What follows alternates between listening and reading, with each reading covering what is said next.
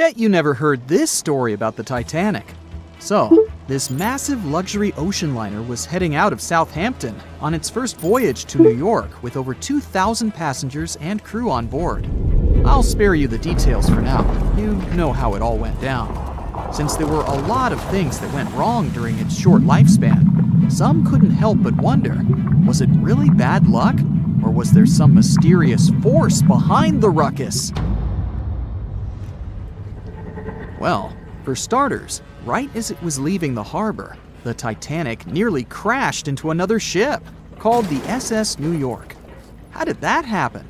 Well, 6 tugboats had to pull the massive Titanic into the river to begin its journey. Captain Smith was in charge, but let's be honest, he probably needed a few more cups of coffee before making any big decisions. So, as the Titanic was speeding along, minding her own business, she passed the New York and the Oceanic ships. The Titanic decided to make a left turn, but the suction was just too much for the poor New York. She started to drift off towards the Titanic. The Oceanic was leaning so much, her gangplank smacked into the water like a belly flop in the pool. Thankfully, the captain of one of the tugboats was there to save the day. He used his trusty megaphone to call the Vulcan to the port side of the Titanic to pick up some crew members. He then noticed the New York in trouble and acted quickly, throwing a line to slow her down. The Titanic's captain was probably scratching his head, wondering how to handle these big ships like the Titanic. That's because he'd only recently experienced sailing on larger ships. Close one, right? Well, it was just part of the story. As it turns out, the huge list of misfortunes might have started even earlier. Another theory suggests that during the ship's construction days in Northern Ireland, a fire broke out in the coal bunkers. Talk about a rocky start. If this information is correct, then the ship's hull may have been affected by the incident before it even set sail. Fans of this theory argue that a fire popped up inside one of the Titanic's large coal bunkers and really damaged an important segment of the ship's hull. Some claim there's even photographic evidence to back this up. A bunch of photos documenting how the ship was made and pampered for its maiden voyage were found, and they showed a significant black streak on the outside of the Titanic's hull. Weirdly enough, the streak was really close to where the iceberg hit during that cold April. Now I know what you're thinking. This theory might sound far-fetched, but most of these people have been gathering information about the Titanic for decades, and they're convinced that this is the real deal. They even believe that the fire started way earlier than the day the Titanic set out on its maiden voyage, particularly about 3 weeks prior. Why was this overlooked? Well, because of fear of bad press, mostly. Also, because of all the fuss created around the unsinkable ship, it was important that they stuck to the initial calendar. Of course, not everyone is convinced by this new theory. Some people think it's just another wacky idea to add to the long list of Titanic sensational theories. What if I told you there were even rumors about part of an ancient Egyptian coffin being on board? Could that have had something to do with the disastrous ending of the Titanic? Some truly believe it did. Let me tell you the story about the unlucky mummy. It's a tale that'll give you goosebumps. Back in the 19th century, this ancient Egyptian artifact, a mummy case lid to be exact, was brought over to Europe. And as soon as it arrived, strange things started happening. Now, some of the stories may be a bit exaggerated, but according to journalists, some of them were actually true. The rumors sparked the interest of a British writer who later spent months investigating the mummy case and its alleged related stories. He was planning to write an article debunking the myths, but he found out they were all too real. Unfortunately, he never got to finish his work because he passed away suddenly. Others believed that the mummy case was guarded by Egyptian elementals. They warned others not to mess with the artifact. The mummy case's history is just as spooky. It was found in Egypt and sold to a certain someone conveniently named Mr. W at a party organized by a well-known English lady. When the mummy case arrived in England, it was given to Mr. W's sister, who immediately suffered from financial losses and other troubles. A photographer who took a picture of the case claimed that he captured a living woman's face on the film. The mummy case eventually ended up in the British Museum, and it's still there today. However, rumors say that it was aboard the Titanic and was responsible for its sinking. But don't believe everything you hear. Some sources claim the mummy case never left the British Museum, and the rumor was started by a journalist named William Stead. He was actually a passenger on the Titanic, and he supposedly told his fellow passengers about the ill-fated mummy before the ship went down. Is that what happens when you tempt fate? Seriously doubt it, but it does make you wonder, doesn't it? It gets even weirder, trust me. About 50 passengers got cold feet before the ship took off, and they refused to board the Titanic at the last minute, even if it meant that they'd lose the cost of the ticket. They just had an extremely bad feeling about the whole deal, and even an Irish astrologer warned against making the voyage on the Titanic. I doubt he saw a big ol' iceberg hidden somewhere in the stars, but it does add up to the mystique surrounding the Titanic. And do you know what's even worse? The fact that the ship's binoculars, which could have helped prevent the iceberg collision, were locked up. Apparently, those binoculars could have been used by lookouts on that fateful night. But guess what? The key was held by David Blair, an officer who was sadly bumped from the crew before the ship's departure. Poor guy. He probably didn't even know what he was holding on to. Now, some historians think that if those binoculars were in use, the iceberg might have been spotted earlier. But hey, let's not point fingers here. Others argue that it wouldn't have made a difference. Who knows? Maybe the lookout was too busy looking at the stars to notice a giant iceberg in front of them. But seriously, what were they thinking? Locking up the binoculars on a ship that big is like forgetting to pack sunscreen for a trip to the beach. Also, the ship might have been going a bit too fast. Now, I know what you're thinking. Why was the captain in such a hurry? Well, apparently, good old Captain Smith was trying to beat his ship's older sibling, the Olympic, in a race to see which ship could cross the Atlantic faster. I guess he had a bit of a sibling rivalry going on or something. But here's the thing. Even though there were warnings about icebergs in the area, the Titanic just kept on chugging along at full speed ahead. I mean, come on, guys, it's not rocket science. If you know there are icebergs around, maybe slow down a little bit, right? And then, close to midnight on April 14th, 1912, the Titanic hit that iceberg and sank in the North Atlantic. It also famously had a mere 16 lifeboats and 4 collapsible dinghies on board. No wonder it ended up being one of the worst maritime disasters in modern history. After the whole event, people started believing in life beyond the veil and contacted mediums, hoping for signs from the ones they had lost at sea. Can't say I blame them, though there's no verified story of someone managing to contact a Titanic passenger from the beyond, though. Everyone knows the story of the Titanic, but not many people know that Titanic had 2 sister ships, and that on the night of its sinking, one of them was rushing to help but didn't make it in time. Bad luck seemed to follow the trio of ships, but each one of them had glorious moments that live in the minds of those who sailed in them. Keep on watching to discover a story of awe, ingenuity, and ill fate. And don't forget to click the subscribe button and turn notifications on to join us on the bright side of life.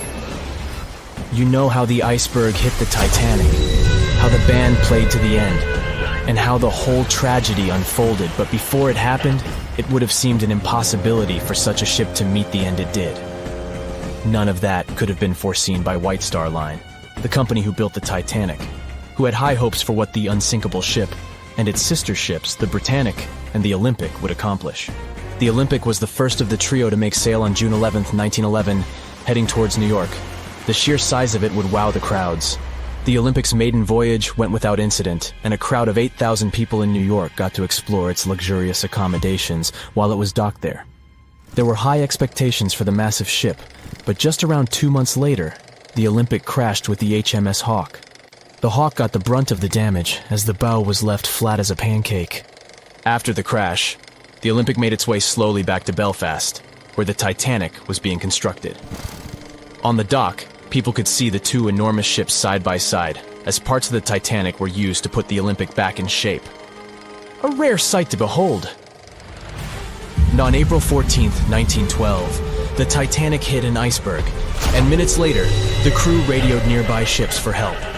That night, the Olympic was returning from New York when it received the distress signal.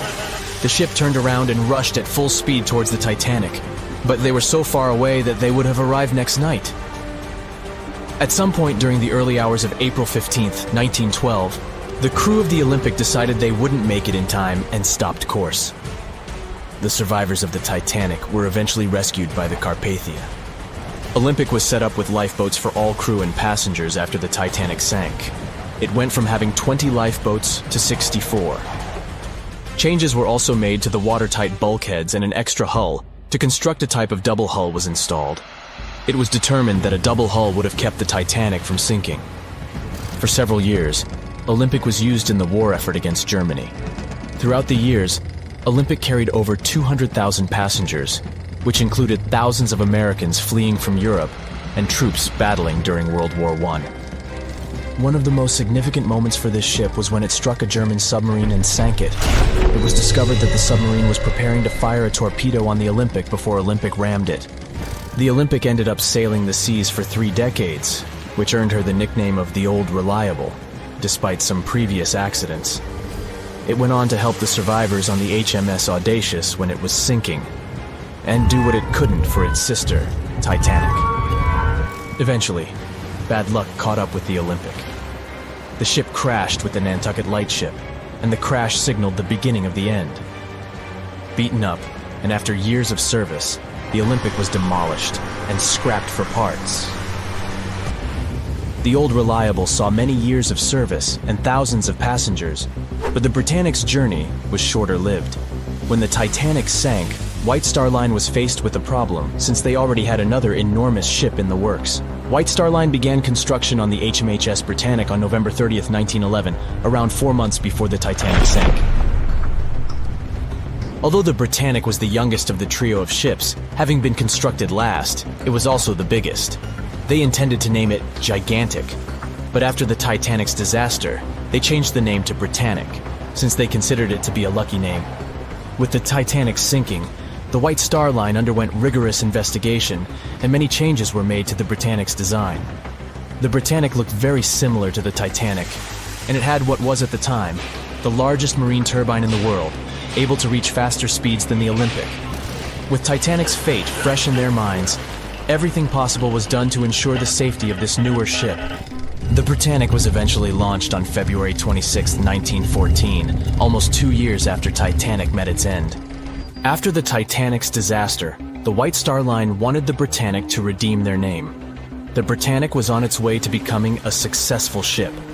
It transported passengers for over a year and a half when the British government requisitioned it and turned it into a hospital ship during the beginning of World War I. The ship became an even more impressive sight to look at.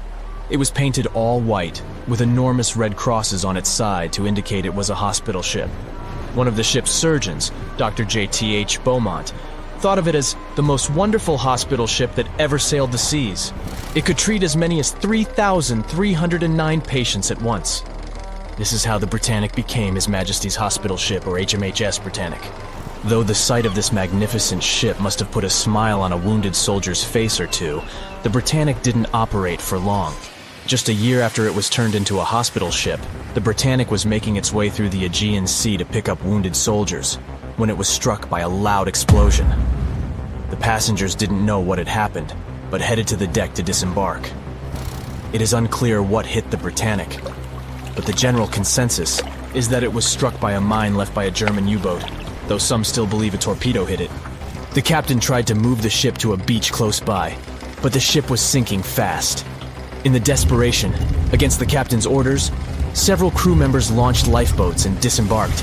But since the ship was moving and the propellers working, the lifeboats were sucked and destroyed by the propellers. The though so much effort had gone in to ensure the Britannic was safer than the Titanic. Whatever explosion occurred left the Britannic in the same dire condition as the Titanic in just 10 minutes. In a cruel twist of fate, it also sank in the ocean. Unlike Titanic's enormous death toll, only 30 people perished in the sinking of the Britannic, and over 1,000 survived. So many people survived because the accident happened in the morning, when the temperature of the water was warmer and the Greek island Kea was close by to offer help. In the end, the Britannic only sailed the seas for over 2.5 years. The bad luck that followed the Titanic and the Britannic and the accidents and demise of the Olympic was remarkable. But what was most impressive is that there was a woman who sailed on all 3 ships and survived. Violet Jessup was a crew member and nurse aboard the ships. She was there when the Olympic collided with the HMS Hawke in 1911 and disembarked safely. 2 years later, she escaped the sinking of the Titanic in lifeboat number 16, and she showed some women it was safe to board the lifeboats. You'd imagine that would be enough to keep her from ever getting on a boat again, but not for her. A few years later, she served as a nurse in the Britannic while it was used as a hospital ship. When the explosion occurred, Violet jumped overboard, was pulled under by the water, and hit her head on the keel but survived. Can you imagine her experience? She must have had nerves of steel. All in all, the trio of ships saw journeys of triumph and tragedy. Ill fate might have followed them, but all the survivors were left with incredible stories to tell. So tell us, Brightsiders, would you have liked to have seen any of these ships in real life? Let us know in the comments section. Don't forget to give this video a like, share it with your friends, and click subscribe to stay on the bright side. "I'll never let go, Jack. I'll never let go," said Rose. Then she did let go, and the whole movie theater burst into tears. It happened when Titanic came out in 1997. Alright, who am I kidding? It's really hard not to cry when you watch this scene for the 10th, 20th, and 50th time almost 30 years later. But did this great love story happen in real life? Or did James Cameron just invent it for some good drama? As much as I don't want to disappoint you, Jack and Rose never fell in love on board the real Titanic. There was a real Jay Dawson on the luxurious ocean liner, but he was a crew member, and his full name was Joseph. The real-life inspiration for Rose was the American artist Beatrice Wood. James Cameron came across her biography while he was working on the first draft of the script and decided to bring her love for art and family background into the story. It doesn't mean that the movie is completely off when it comes to historical accuracy, though. The unsinkable ship that sank departed from Southampton, England to New York and was 400 miles south of Newfoundland on April 14th when crew members noticed the iceberg.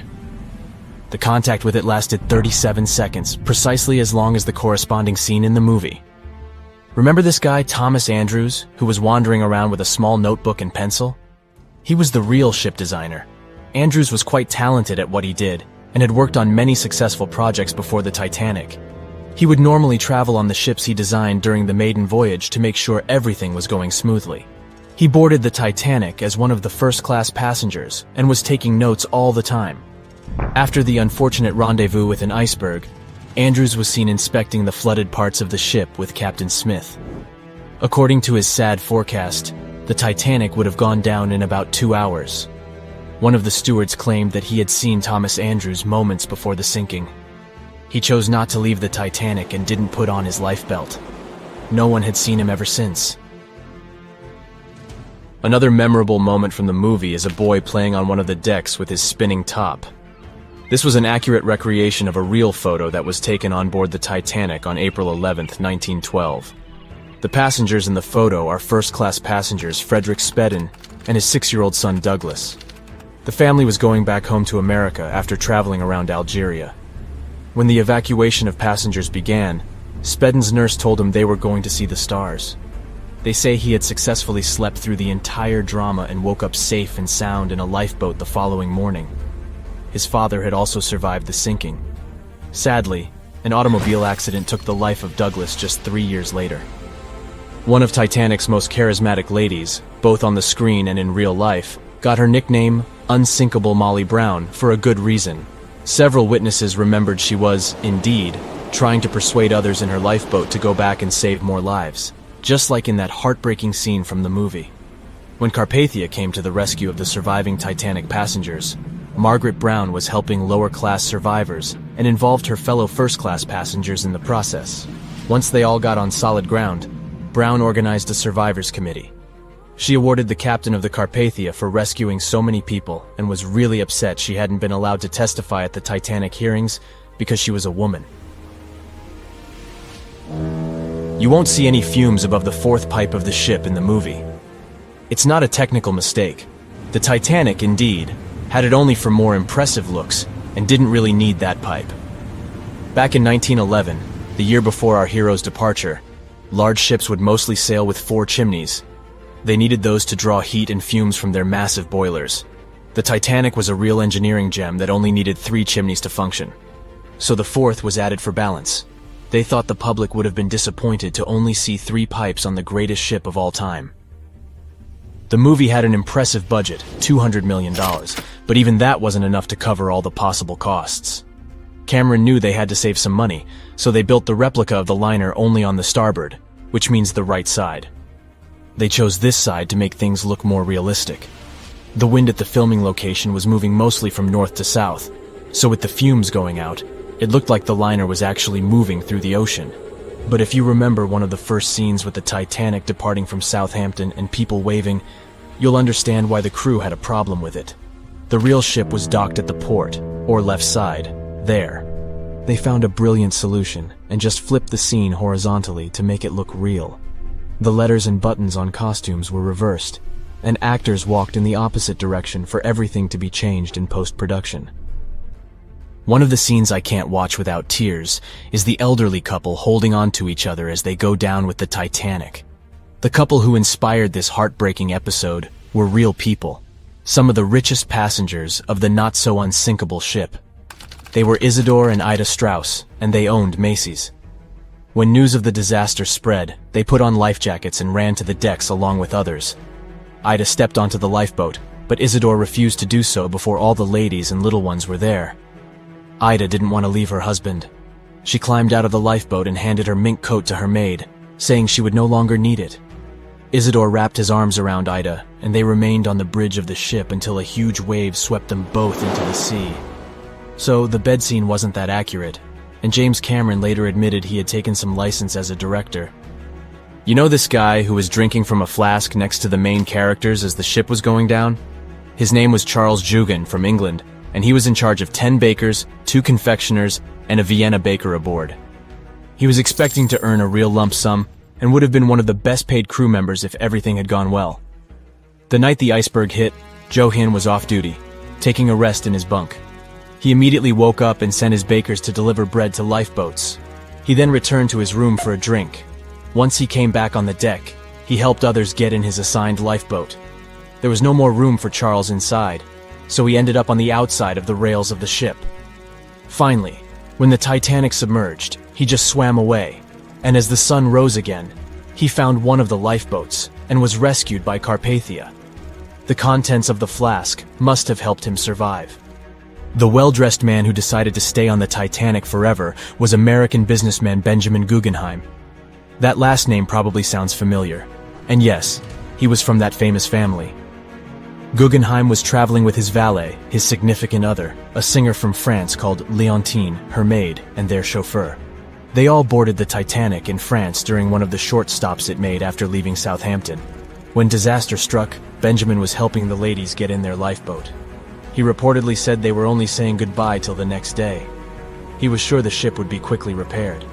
After helping many women and youngsters get in the boats, Guggenheim chose not to fight over the remaining seats. He and his valet returned from the decks to their first-class suite and put on their finest suits to go down like gentlemen.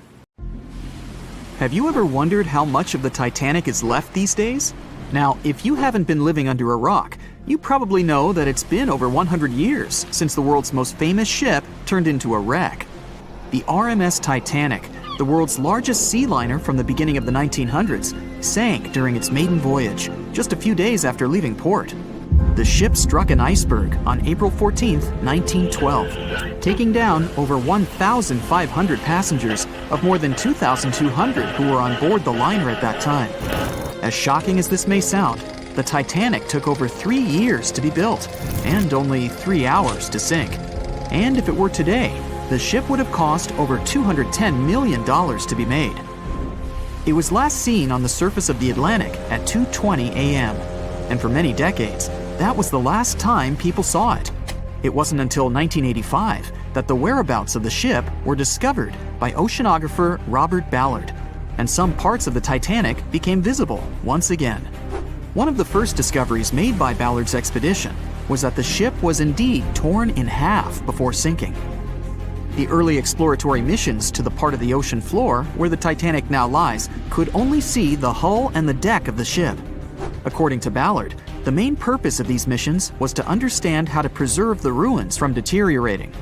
Another goal was to recover the huge number of personal items scattered along the seabed. The explorer later said the view down there was as shocking as it was emotional. In the field of debris around the wreck, the oceanographer discovered plenty of small objects and personal belongings, many of which he brought back to the surface. There were shoes, some fancier than others. There were pieces of clothing that belonged to crew members. And there were huge propellers. If on the surface they gleamed and shined, on the ocean floor they were embedded and devoured by sand. Ballard pointed out that the area where kitchenware was scattered measured more than a mile in length. There were enough plates, pots, and pans to fill up an entire industrial kitchen.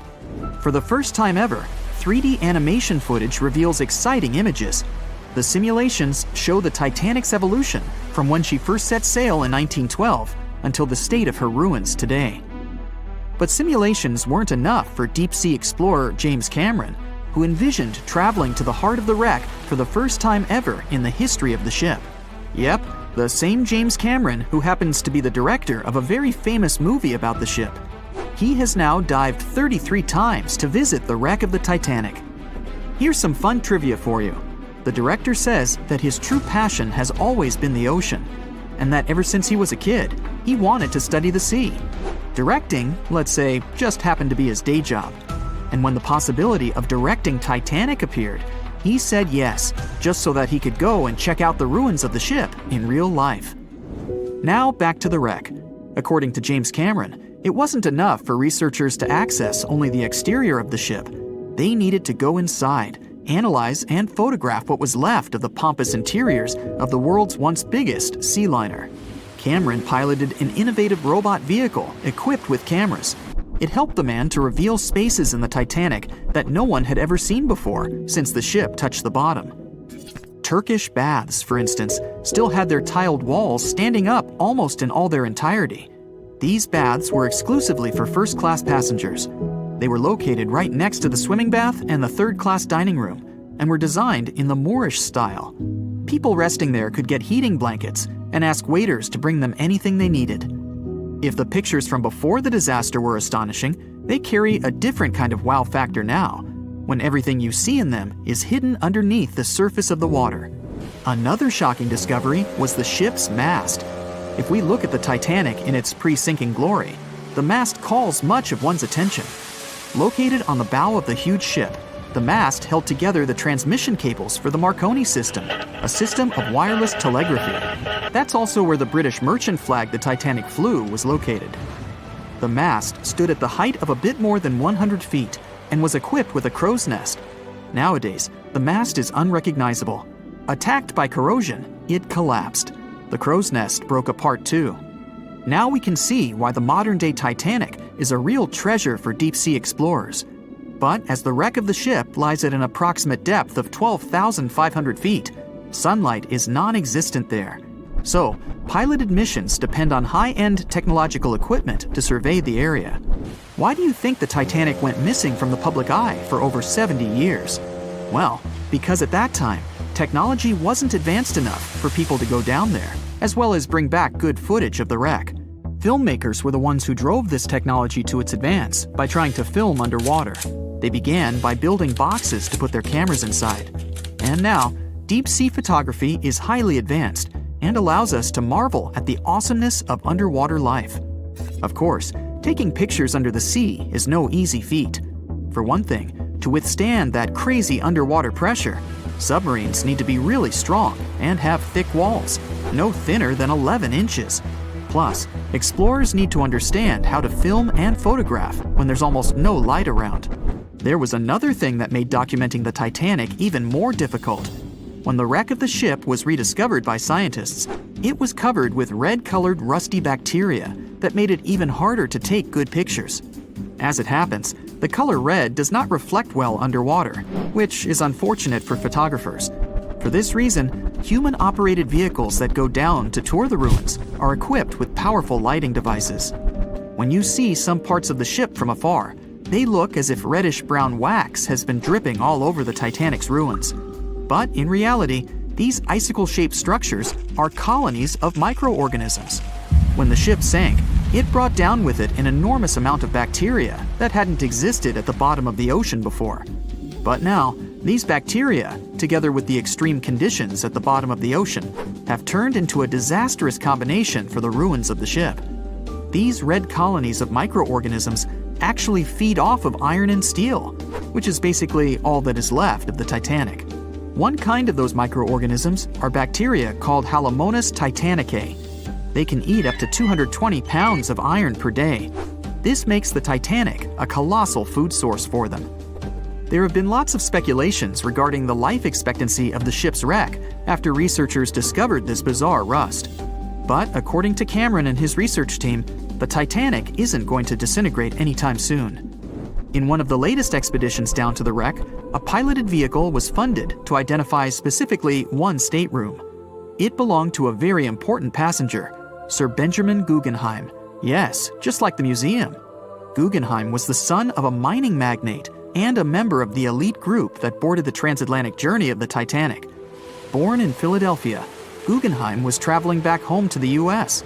But, as we all know, he never made it to his final destination. For the price that ranged from 400 to 800 pounds back in 1912, the equivalent of 84,000 pounds nowadays, one could book accommodation that was called a stateroom.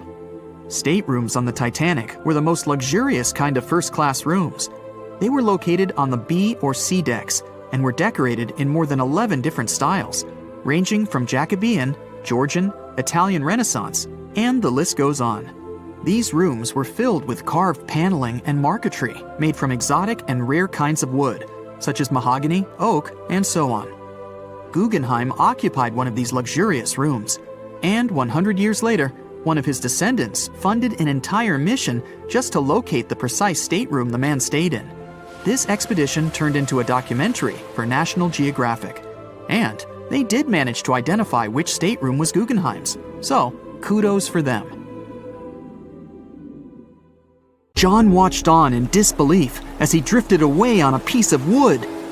In the freezing waters of the Arctic, slowly drifting away. John looked upon the vessel he had worked and lived on as it raised its enormous bow high into the sky, then broke in half, causing a sound that only a crack of lightning could replicate. Distraught and dumbstruck, believing that he, and he alone, knew the dark truth behind the demise of the unsinkable ship, the Titanic. 5 days earlier, as the Titanic set sail on its maiden voyage, John worked hard alongside his mates in the coal bunker, stocking up the coal to feed the Titanic's mighty furnace. They had stocked and stored more than John had ever witnessed on any other ship he'd worked on. But this was the Titanic, the grandest ship to have ever sailed the seas. On the Titanic, there could never be too much coal. As they left Belfast and pushed toward Southampton, there was a large bang below decks that went unnoticed. The furnace was roaring and the turbines were spinning, pushing the Titanic forward at a quickened pace. The crew cheered as the vessel moved forward, unaware of the loud, concerning noise. Arriving in Southampton, Greg came aboard, amongst hundreds of other passengers. With 13 years at sea, his vast experience included the role as a quartermaster on 6 previous ships. Ready for a new challenge aboard the greatest vessel ever made, he was looking forward to this next challenge of his career. Greg came with a wealth of experience, especially with sailing through the Arctic. His role was vital within the crew, understanding the seas around the North Pole. He would be a key lookout as they set to cross the perilous path of the Iceberg Alley. Greg had some concerns regarding the voyage. The Earth's orbit was remarkably close to the sun and the moon, causing higher tides. This would make icebergs more prominent, drifting them further away and towards the route of the Titanic as they journeyed to New York. Assessing the lookout tower and inspecting the available gear, Greg found no binoculars. This made him concerned, but the sailors just laughed at Greg. "If the deck is short on ice cubes, we'll be sure to plow right through a berg to resupply." A sailor laughed. Greg didn't share this sentiment. Eager to find out why they had been left short-handed on equipment, since he had such a vital role on the ship, Greg inquired further. Sadly, the officer with the keys to the binocular supply cupboard had been removed from the crew at the last minute. Greg couldn't believe something of this importance had been overlooked. For such a mighty ship with so many people aboard and crossing in a particularly perilous path, this just didn't make sense. But not wanting to be fined for breaking into the ship's property, Greg let it slide, hoping that they wouldn't need the binoculars in the end. Ultimately, if there were icebergs expected, a warning call would be made to the captain, informing of any concerns. Little did Greg know that a warning had been received, notifying of the dangers that awaited, but the telegram didn't provide the required prefix, which would have ensured direct delivery to the captain. So, the critical warning was just overlooked. John and his crew below decks prepared for departure, stoking the engines. He noticed an essence of thick exhaust, far too heavy than what would be expected from the furnaces. The crew searched throughout the lower decks. Following a thorough search, they managed to locate the cause of the exhaust. It was an ignited pile of coal within a coal bunker. Unknown when it had ignited, a buildup of coal had clearly been smoldering, slowly growing in size. The amount of smoldering coal was concerning. The alarm was raised, alerting an officer to review the matter. The officer assessed the damage and confirmed with the captain that it was deemed to be of little concern, as only minor damage had been caused. John was unsure of this assessment, as he knew that in confined spaces, surrounded by iron bulkheads, an oven-like environment arises that intensifies the heat with time. But the Titanic would power forward, making no sense to John as they had only just departed from Southampton. He was sure they would have turned back. John and his crew were ordered to shovel the already lit coal into the furnace and continue shoveling until all the smoldering contents would be contained. It was a possible but painstaking task that could take the entire journey. The continuous intake of coal would ensure the turbines would spin at a constant, accelerated pace, not what the Titanic was designed for. It was meant to be a luxurious passenger liner and not for breaking speed records. However, the crew would find enthusiasm in not only acknowledging the Titanic as unsinkable, but also as the fastest. John and his crew continued to shovel the coal into the furnace for several days. The temperature within the bow was becoming hotter every day. The bulkhead's contained heat was so severe that it became weak at the seams in the iron walls and rivets. "2 more days, lads, just 2 more days." John was laughing, trying to raise the spirits of his mates as they were working tirelessly. But as they were all laughing, joking, and looking forward to dry land, they unknowingly approached their final destination. The Titanic was speeding through the calm sea. Greg looked ahead, above in the lookout tower, keeping a keen eye out as they were in iceberg territory now. Even though the way seemed clear, false horizons could occur, creating confusion about how far objects in the distance truly were. As they were traveling in the Gulf Stream waters into the colder Labrador Current, air columns cooled from the bottom upwards, creating a thermal inversion. This incredibly high air pressure ensured fog wasn't present, providing a deceptively clear outlook. But the thermal inversion can also create optical illusions, showing the horizon further away, appearing higher in the distance, or masking whatever objects that could come before it. These false horizons could easily hide any icebergs that could be approaching. Greg knew the perils of a calm sea in the Arctic, preferring the rough waters, where it's easier to detect icebergs within waves. Peering from the lookout, Greg was looking towards the dark abyss ahead. Suddenly, within 1 mile directly in front, a formidable image quickly emerged from the dark waters surrounding. "Iceberg, right ahead!" Greg yelled to his mate, who quickly called to the helm and directed them to steer hard to starboard. The helmsman received the call. In the heat of the moment, he turned the wheel counterclockwise. He then realized he'd turned the wheel the wrong way and quickly went in the opposite direction. The ship aimed towards the iceberg, veering to the port side, whilst reducing speed. Although there was a delay in turning the wheel, since there was a short distance from the signal and the fast pace that they sailed at, it may not have made a difference. As they approached the iceberg, it appeared as though they'd miss it, but over 87% of an iceberg is underwater. And as they came along the side, the hidden ice underneath hit the port side bow, piercing the side of the hull with a 12-square-foot tear. The ship shook, with all aboard aware that something was amiss. Amongst the confusion and fear, they were oblivious of the damage.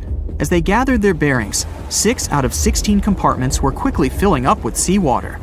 The hull could only withstand 4 compartments filling before sinking. Time was ticking as the Titanic made its descent into the depths. The weakened bulkhead with heated steel pillars and rivets broke under the pressure and sudden change of temperature from the ice-cold water. The call was made to abandon the ship. Lifeboats were prepared to be released, while help signals were sent out to nearby ships. The radio operator was guiltily sitting, constantly calling out to a nearby ship that had been in contact with the Titanic recently. There was steady communication with this ship over the past few days, providing warnings of icebergs since the Titanic departed from Southampton. The final warning message received was just 1 hour ago. Upon receiving the final warning, the operator ignorantly responded, "Shut up," with the assumption that their warnings of icebergs were pointless. Following this unfortunate response, the ship turned their radio off and provided radio silence. The closest ship that was responding to their distress signals was 500 miles away, too far to provide any assistance in time. There were countless mistakes that caused the Titanic's watery end, whether they contributed directly or from sheer ignorance. The most tragic of them was the number of people aboard the ship, 2,224 of them. There were only enough lifeboats provided to rescue 1,178, barely half of the people.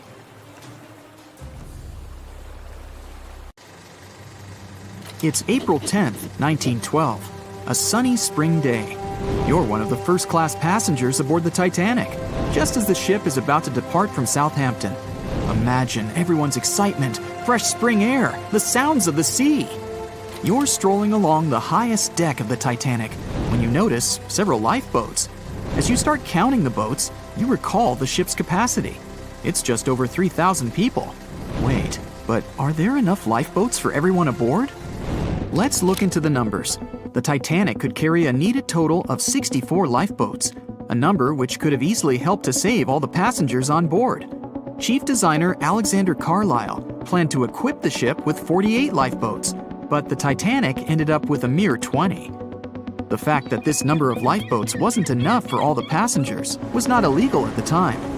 This was because the number of lifeboats required was calculated based on the tonnage of a ship, not her passenger capacity.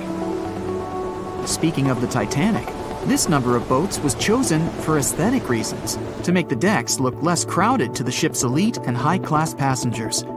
After the final decision on the lifeboats was taken, Carlisle quit his job. Passengers' strolls on the Titanic's decks were pleasing to the eye, but were they worth it in the end? In 2012, a century after the wreck, new documents related to the scandalous lack of lifeboats were uncovered. It appears that a safety inspector named Maurice Clark proposed the addition of at least 10 more lifeboats, 5 hours before the ship was supposed to set sail. But since the ship's owners clearly wanted to leave on time, his plea was overlooked. He was also warned that unless he kept this secret, he would be fired. In retrospect, had the owners followed his advice, an estimated 700 more people might have survived that night. The 20 lifeboats you counted, those that actually made it on board, could have carried only a third of the passengers, even at their full capacity. But tragically, some of them were launched with as few as 12 people when they could have easily saved up to 65 people each. To add to the disaster, the Titanic's crew members were not properly trained on using the lifeboat launching equipment. That's why the boats were launched slowly, improperly, and sometimes without the right supervision. Out of the 20 lifeboats, only 18 were set afloat correctly. Also, passengers were not informed about safety measures. A lifeboat drill should have taken place on the 14th of April, but the captain eventually canceled the event. One of the many myths surrounding the Titanic and its catastrophic ending is also related to the lack of the necessary number of lifeboats. There was no maritime law at the time that said women and children should get into lifeboats first, but it was a universally accepted custom in such types of situations as a shipwreck. Shortly after the Titanic had sunk in the icy Atlantic waters, rumors started to spread. It was said that some desperate men had resorted to dressing up as women in those final moments before midnight on April 14, 1912. They wanted to get a spot on the lifeboats and have a chance to save their lives. At the same time, there's little to no evidence that any of the male passengers of the Titanic had actually done this. In any case, what happened to those 20 lifeboats that were on board the Titanic after the ship hit the iceberg? What we do know is that all these boats were launched between 12:40 a.m. and 2:15 a.m., with a total of 718 people on board. By the time they were rescued by the RMS Carpathia at about 4 a.m. the same day, only 705 people had remained alive. It took the crew of the RMS Carpathia more than 4 hours and 30 minutes to pick up all the passengers and 13 of the lifeboats. This was as many as the rescue ship was allowed to carry. The rest of the now empty lifeboats were left adrift at sea. Those salvaged were later given back to the White Star Line, the British shipping company which operated the Titanic. Strangely, after being returned, they appeared to have vanished from official records. The last image ever taken of the 13 surviving lifeboats was of them getting unloaded in the New York harbor. Sadly and ironically, that's where the Titanic was supposed to be on April 18, 1912. The lifeboats were then rid of their Titanic nameplates or any other markings that could have linked them to the ship. Some sources claim that the boats were eventually destroyed, but was this actually the truth? The fate of one particular lifeboat has been the source of much debate. Collapsible Boat A, the last one to leave the ship, was retrieved by the RMS Oceanic a month after the crash. At that time, it was a shocking 200 miles away from the spot where the Titanic had sunk. Also, in the boat, there was a wedding band engraved with the words "Edward to Gerda," a sad omen to a couple that were lost at sea after managing to escape the sinking Titanic. Later identified as Edward and Gerda Lindell, the couple was traveling from Sweden to the U.S. to relocate. Some accounts claimed that Mr. Lindell did, in fact, make it to Collapsible Boat A, but his wife wasn't as lucky. Neither were ever seen again, and the wedding band was eventually sent to Gerda's father. The recovery of Collapsible Boat A was recorded in both photographs taken by the crew on board the RMS Oceanic and by a detailed handwritten account of a fellow passenger. They claimed that the lifeboat had looked more like a piece of wood carried by the waves than an actual boat. The first lifeboat to depart from the Titanic was Lifeboat Number 7. It was dubbed the Millionaire Lifeboat.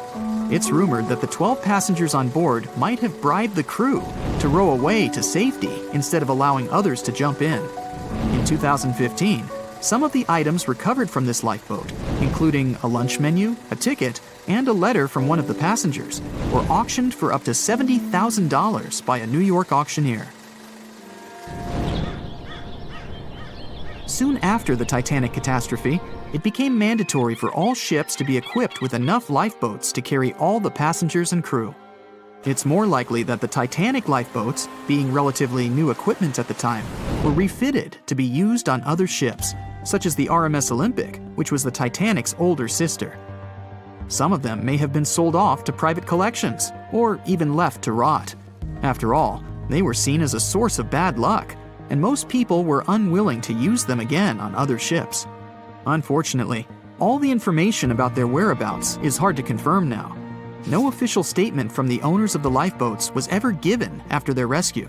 But although nothing appears to have remained of the original lifeboats, some full-sized replicas exist on display in museums in Falmouth, England, and Belfast, Northern Ireland.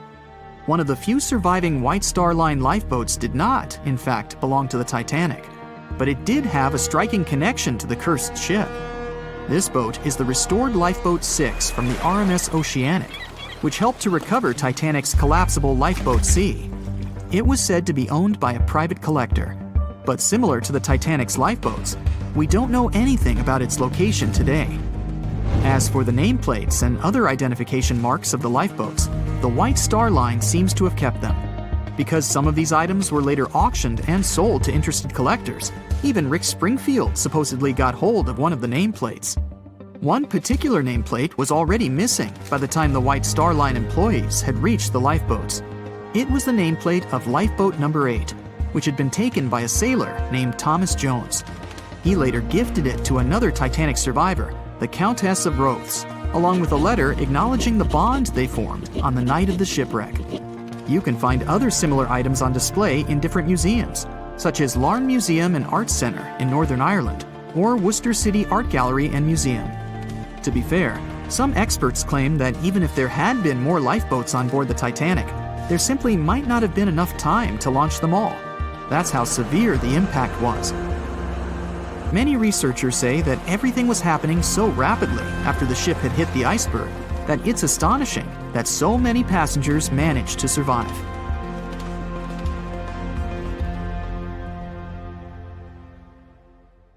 April 14, 1912.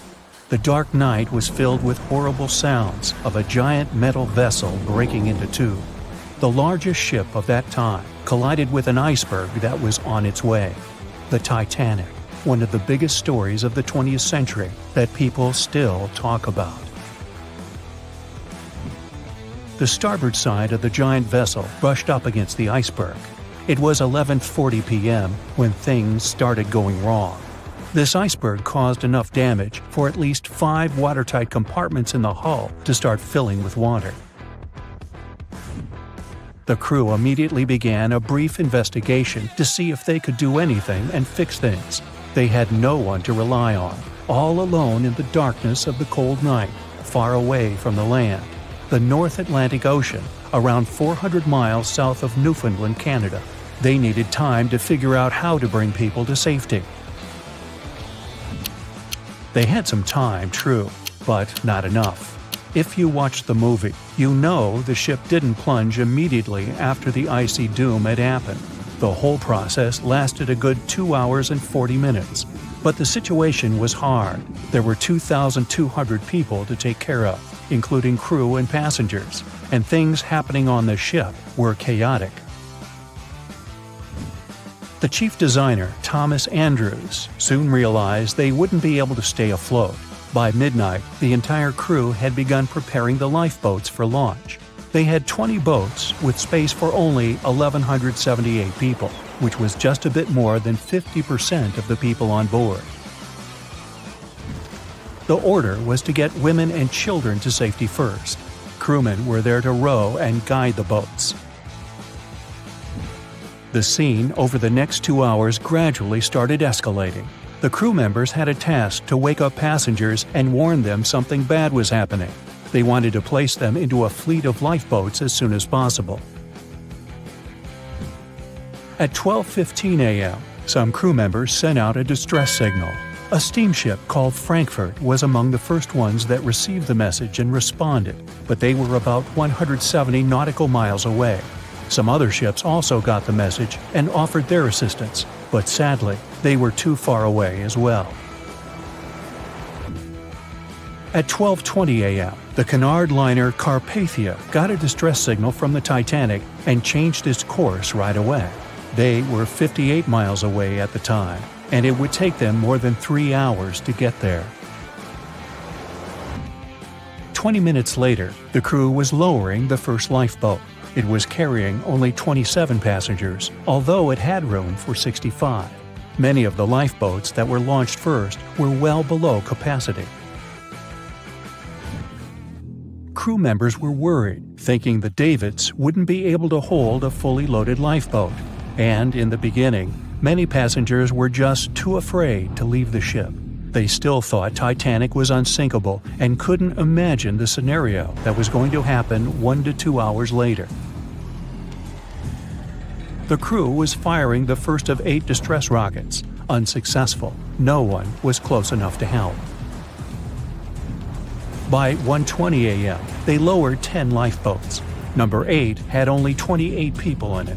One of the passengers on the number 10 was 9-week-old Melvina Dean.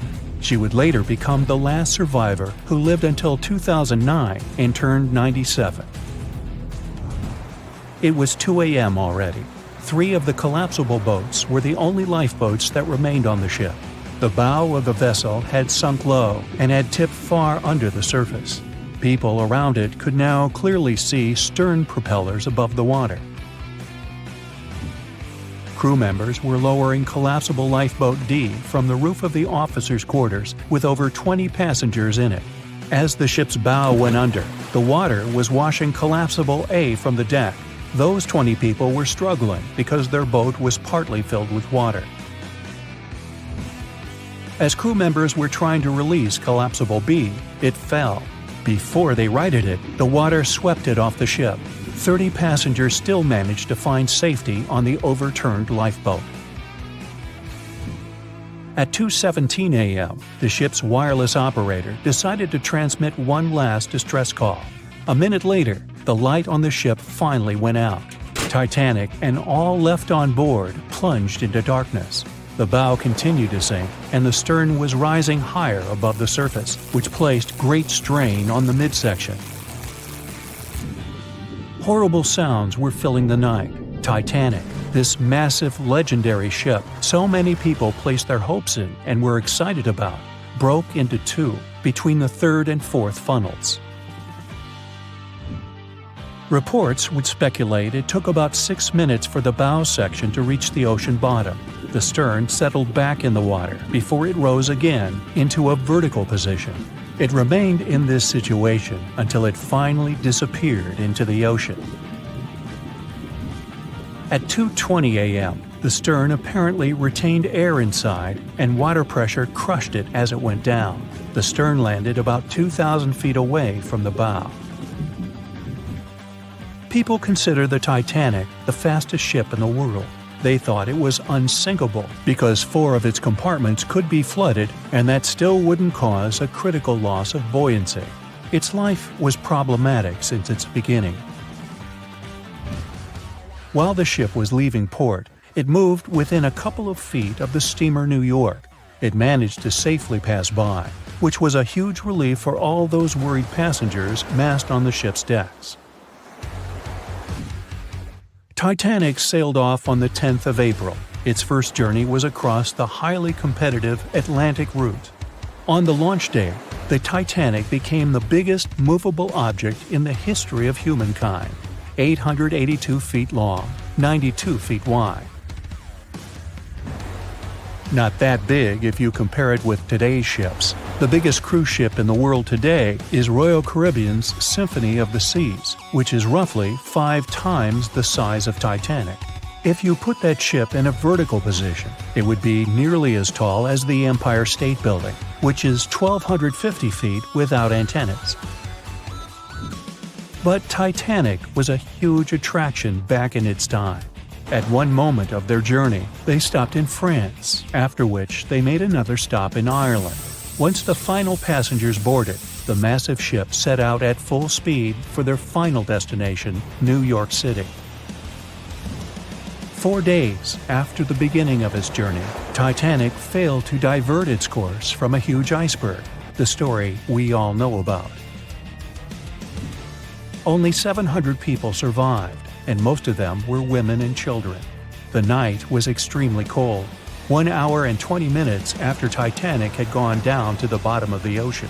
Survivors weren't even sure someone was coming to save them. Finally, they saw the light. It was Carpathia coming towards them. They came for the people in the lifeboats. The crew brought them aboard and pulled a handful of other passengers out of the water. Many ships tried to contact Titanic a few hours after it sank. Their messages were never returned. Later, when there was an investigation of what really happened, they discovered the Leyland liner California had been less than 20 miles away when Titanic was sinking. But the crew didn't hear the distress signals coming from Titanic because their radio operator was off duty. Countries from both sides of the Atlantic were shocked and horrified when they heard details of what happened to Titanic. They decided to make changes to ship operations, rules that would help avoid such events in the future. They held the first International Convention for Safety of Life at Sea, where they adopted rules for every ship to have lifeboat space for each passenger on board. Also, lifeboat drills became mandatory. They also decided to establish an international ice patrol. Its main role was to monitor icebergs in the North Atlantic shipping lanes. Ships also needed to maintain a 24-hour radio watch. Titanic wasn't built alone. Because of the size of this magnificent ship and all the new equipment it required, it would have been too expensive as a one-off. So the team built the Titanic alongside two sister ships, and both of them had eventful lifetimes. RMS Olympic came first. It was launched in 1910, and for a whole year was the biggest liner in the world. The Britannic was another sister ship that sailed for a while before it too ended down on the ocean bottom. But only Titanic became a legend and one of the most fascinating stories of modern history. On April 10, 1912, the RMS Titanic set sail from England. But this wasn't the launch of a regular ship. The Titanic was the largest liner ever built at the time. It was 882 feet long. That's nearly the size of 3 soccer fields. And measured from the hull to the top of the smokestacks, the ship was an impressive 175 feet tall. That's the size of a 17-story building. Deemed unsinkable, it took 3,000 workers almost 3 years to build. But a mere 4 days into its very first voyage, at 11:40 p.m., the ship collided with an iceberg and was lost beneath the waves of the Atlantic Ocean. It took the liner only 2 hours and 40 minutes to sink. And of more than 2,200 passengers and crew members on board, only 706 survived. The wreck would remain lost for another 73 years, hiding its many secrets within the frigid Atlantic waters. And if it wasn't for a man whose whole life had been devoted to exploring the sea, the giant ship might have remained lost for a lot longer. That man was Robert Ballard. As a child, Ballard was obsessed with the ocean. This fascination started when he was just 12 years old. That's when he watched a film adaptation of Jules Verne's science fiction novel, 20,000 Leagues Under the Sea. It had everything to spark a young person's imagination, from adventure and strange creatures to a powerful underwater vehicle called the Nautilus. It could travel anywhere in the world you wanted to go. From that moment, life on dry land was no longer in Ballard's future. When he was 23, he was assigned to the Deep Submergence Group. There, he helped develop techniques to search the ocean floor. His biggest accomplishment was the creation of Alvin. It was a small, easy-to-maneuver submarine that could carry 3 people. It also featured an external mechanical arm designed to gather underwater samples while the crew remained safe and dry inside. Alvin the submarine quickly proved useful for a variety of tasks. For example, once it was used to track down an aircraft that had crashed into the sea. But the vessel experienced a series of setbacks. In one case, it was attacked by a swordfish, which caused the submarine to resurface quickly. The swordfish, still stuck in the outer skin of the submarine, became that night's dinner. And in October 1968, the submarine was being lowered into the water when the cables holding it snapped, sending it careening into the ocean, along with 3 crew members on board. And because the small vessel was still open, it immediately filled with water and quickly began to sink. Luckily, the crew managed to escape, but Alvin was gone. Bad weather hampered multiple attempts to recover the vessel. It wasn't until the following year that it was finally returned to the surface. In time, Alvin would be improved. Its hull would be strengthened by titanium, giving it a higher depth rating, thus making it even better suited for ocean exploration. The specialized submarine would come in handy in many of Ballard's 100-plus expeditions. The man was one of the first to explore an underwater mountain chain called the Mid-Atlantic Ridge in the Atlantic Ocean. And when he found thermal vents in the Galapagos Rift in the late 70s, he also helped discover and document the process of chemosynthesis. That's a complicated chemical synthesis of food energy by bacteria. But his biggest discovery was still to come. Ballard claimed he'd never been a Titanic fanatic, but he eventually became obsessed with finding the ship after watching other explorers try and fail. As he said, Titanic was clearly the big Mount Everest at the time. Many others had tried, many that I thought would have succeeded, or should have succeeded but didn't. Ballard began thinking about finding the ship as early as 1973, and 4 years later, he actually made an attempt. He used the deep-sea salvage vessel Sea Probe, which was a drill ship equipped with cameras and sonar. But he was forced to give up when the drilling pipe broke. It just wasn't his time. In the early 80s, a Texas oil man named Jack Grimm tried to find the wreck on 3 different occasions. Once, Grimm was actually right over the Titanic, but his equipment failed to detect it. That's what we call extreme bad luck. Ballard was just biding his time. He needed a plan and some help. The first issue was getting down to the bottom of the Atlantic.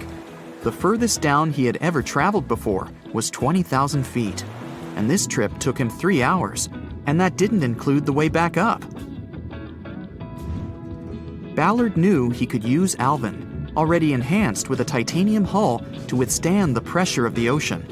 But he also needed something that didn't require him to actually go down with it. An unpiloted remote-controlled submarine would be ideal. But first, he would have to create one. He reached out to the authorities, hoping they would provide funding for his project. And though officials had no interest in the Titanic, they were willing to help. But there was a catch. Ballard had to first focus on tracking down 2 submarines, the Thresher and the Scorpion, which had sunk to the bottom of the Atlantic Ocean in the 1960s. The authorities were hoping to study them to find out why they had sunk in the first place.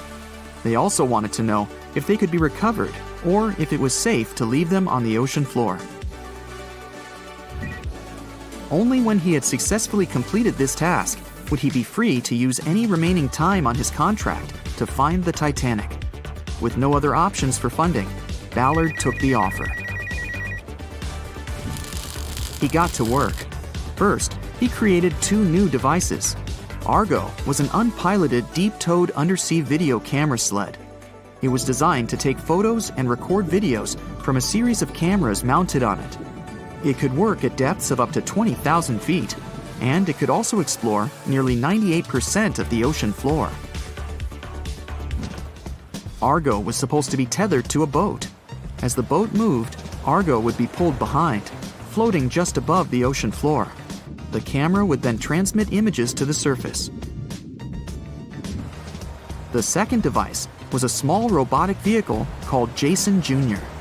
It was also controlled remotely, which allowed the crew inside a submarine, like Alvin, to get closer to and photograph underwater objects. Ballard was now ready.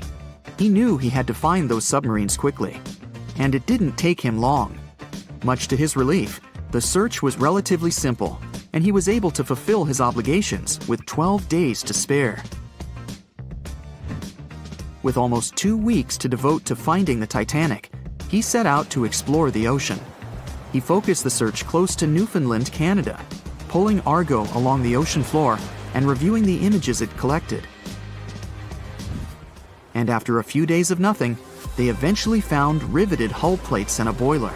Could this be it? The next day, a ship's large bow was revealed. On September 1st, 1985, Ballard and his fellow crew members realized they had finally found the infamous ship. The discovery resulted in a mix of emotions. Ballard was excited to be the first to find the Titanic's final resting place, but he was also overwhelmed by the sense of grief for those who had suffered when the ship had gone down. Over the next 4 days, the crew explored the wreck. They found the crow's nest, from where the iceberg had first been spotted. Plus, there was finally evidence of how the massive ship had split in two before sinking, with both halves of the ship found. There was furniture and dinnerware, and sadly, several leather shoes of those who hadn't made it to safety were scattered about the ocean floor. Ballard succeeded where others had failed and became an instant celebrity around the world. You'd think that locating the Titanic would be enough for one man, but not for Ballard.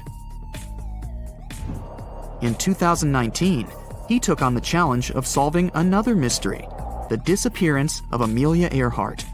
Earhart had attempted to be the first woman to fly around the world. Unfortunately, she disappeared somewhere over the Pacific Ocean in 1937. She and her plane were never found. Ballard hoped that his luck with the Titanic would help with finding where Earhart had gone down, but his expedition failed to find anything. And though Robert Ballard has found more shipwrecks than anybody else, it's only the tip of the iceberg.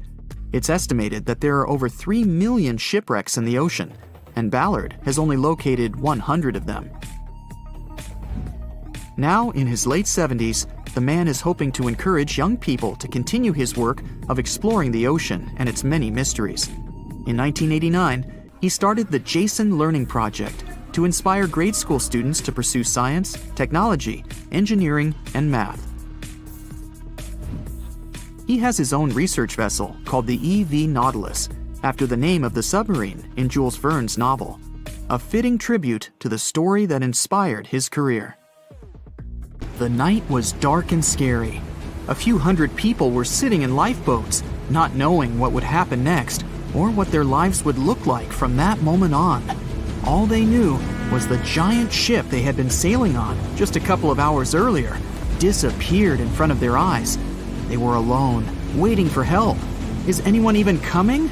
They had no idea if the rest of the ships that were traveling relatively close to them had heard their call for help. There was nothing else to do but wait.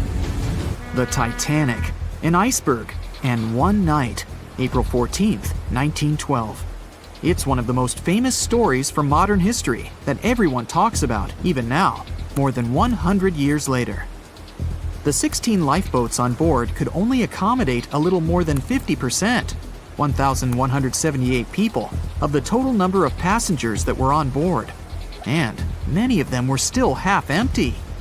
In one of them, there was a little 2-month-old girl, Milvina Dean, the youngest passenger on board the giant ship. Her parents had decided to leave England because they wanted to build a better life in the United States. Her father had some family in Kansas, and he hoped they could start their own business there.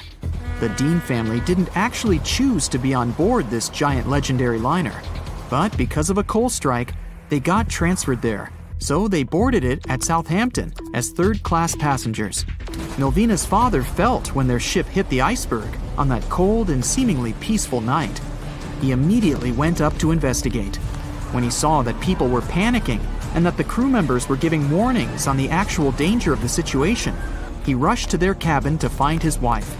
He told her to dress the children and quickly go up on deck. The crew members gave the order to get the lifeboats ready and start transferring women and children there first. It was a chance for at least some family members to get to safety. Milvina, her mother, and her brother got in Lifeboat 10. They were among the first off the liner out of the 706 crew members and passengers who managed to escape the sinking ship. Later, the liner called Carpathia heard their call for help, came for the passengers, and took them to New York. Her father, unfortunately, stayed behind them and didn't manage to save himself. Milvina grew up in Ashurst, England, which wasn't far from where she set sail on the ship. She spent her life working as a secretary and an assistant in small businesses in Southampton. She never married. Milvina always used to say she never spoke about the whole Titanic thing because she remembered nothing about it, so she didn't want people to think she was just drawing attention to herself. But in 1985, a French-American team got together and located the wreck of the Titanic. It was around 370 miles east of Mistaken Point, Newfoundland, in water that was more than 2 miles deep. That's when they confirmed the ship split in two. For decades, people believed the ship sank in one piece. They thought the only significant damage was the damage the hull got from its contact with the iceberg. In reality, it broke in half, right between its third and fourth funnels. It happened shortly before the ship disappeared under the surface of the water, and the whole thing, starting from the moment when they hit the iceberg, lasted around 2 hours and 40 minutes. People didn't pay that much attention to the Titanic until this team of researchers found the wreck. In the last year of her life, she sold some of her family's possessions at auction to pay for her stay in a nursing home. The items she sold also included a suitcase filled with clothes that her family got when they arrived in the US, and compensation letters her mom got from the Titanic Relief Fund. The compensation letters outlined the financial aid that certain passengers received who had survived the loss of their loved ones. She lived until the age of 97 when she caught pneumonia. She was the youngest of the 705 people that survived the whole event. The Titanic was the world's largest ship. Since it was so big, some thought the vessel should have had 4 exhaust stacks. But Thomas Andrews, the man who designed the ship, believed that only 3 were necessary. So, the Titanic basically had one purely decorative stack. 2,200 people were on board when the ship sank. There were 908 crew members, and the maximum number of passengers on board, which was 3,500. As you probably saw in the movie, there were different classes of passengers. The estimated overall wealth of those in first class was about $500 million, and researchers estimated $6 million worth of things went down to the ocean bottom, together with the ship. In first class, this liner was a place of luxury. It had 4 restaurants, 2 libraries, 2 barber shops, reading rooms, and a photographic darkroom on board. There was also a heated swimming pool, but only first-class passengers could use it, at a price of 1 shilling a time. The ship also had Turkish baths and electric baths, and passengers could use each for 4 shillings at a time. The cost to build this massive giant was $7.5 million, but that was back in 1912. Today, it would be about $200 million. First-class tickets cost $2,560 at the time, which is today's equivalent of $61,000. What would you get in these expensive cabins? A sitting room, 2 bedrooms, 2 wardrobe rooms, and a bathroom. Would you pay that much for those luxuries? Teams of researchers still haven't explored many areas on the Titanic. It's still very, very hard to access them with underwater vehicles. There was a lifeboat drill scheduled for the same day the Titanic sank, but it was called off for some reason. The crew had done just 1 lifeboat drill, and that was when the ship was still docked. But even if the crew members had been properly trained and each lifeboat had been filled, the capacity was still not enough to save each and every passenger. The Titanic was the biggest movable object in the world at that time. On May 31st, 1911, its immense hull made its way down the slipways and ended up in the River Lagan in Belfast. Over 100,000 people were there to see the launch, which took just a little more than a minute and went off without a hitch. The people who were in charge of the ship immediately towed the hull to a mammoth fitting-out dock. Thousands of workers spent most of the next year there working hard, building the decks and constructing all those luxury interiors that gave the Titanic its specific look. They were also installing the 29 giant boilers that would power the ship's 2 main steam engines. All that to get the title unsinkable. The ship had more than just one fatal flaw. You may have heard of one of its design flaws. The airtight bulkheads weren't completely sealed on top. This allowed water to flow from one compartment to another, which eventually sank the liner. And Titanic had more flaws. High sulfur content, cold temperatures, and high speeds largely affected the steel of the vessel's hull and the iron of its rivets. The steel here shattered, while the rivets popped out relatively easily. This was the reason the Titanic sunk 24 times faster than we'd expect. There are many theories about what really led to the sinking of such a giant. And one says a full moon from a couple of months before could be one of the reasons. It may have created very strong tides that sent a flotilla of icebergs southward. This was right in time for the Titanic's maiden voyage. Research says an optical illusion prevented the ship from getting help. One famous British historian, Tim Moulton, thought the atmosphere on the night of the sinking created specific conditions that made it very hard for the crew members to spot icebergs. They partially caused something called superrefraction. The extraordinary bending of light causes miraging, and several ships in the area recorded it. Not only did this prevent the crew from seeing the troublesome iceberg in time, but it also stopped one of the ships that could have offered help from identifying the call for help and communicating with the Titanic crew. Also, some say the ship was traveling too fast. From the start, they blamed the skipper for sailing such a big liner at such a high speed, 22 knots, through the cold and unpredictable waters of the North Atlantic, which was full of hidden icebergs.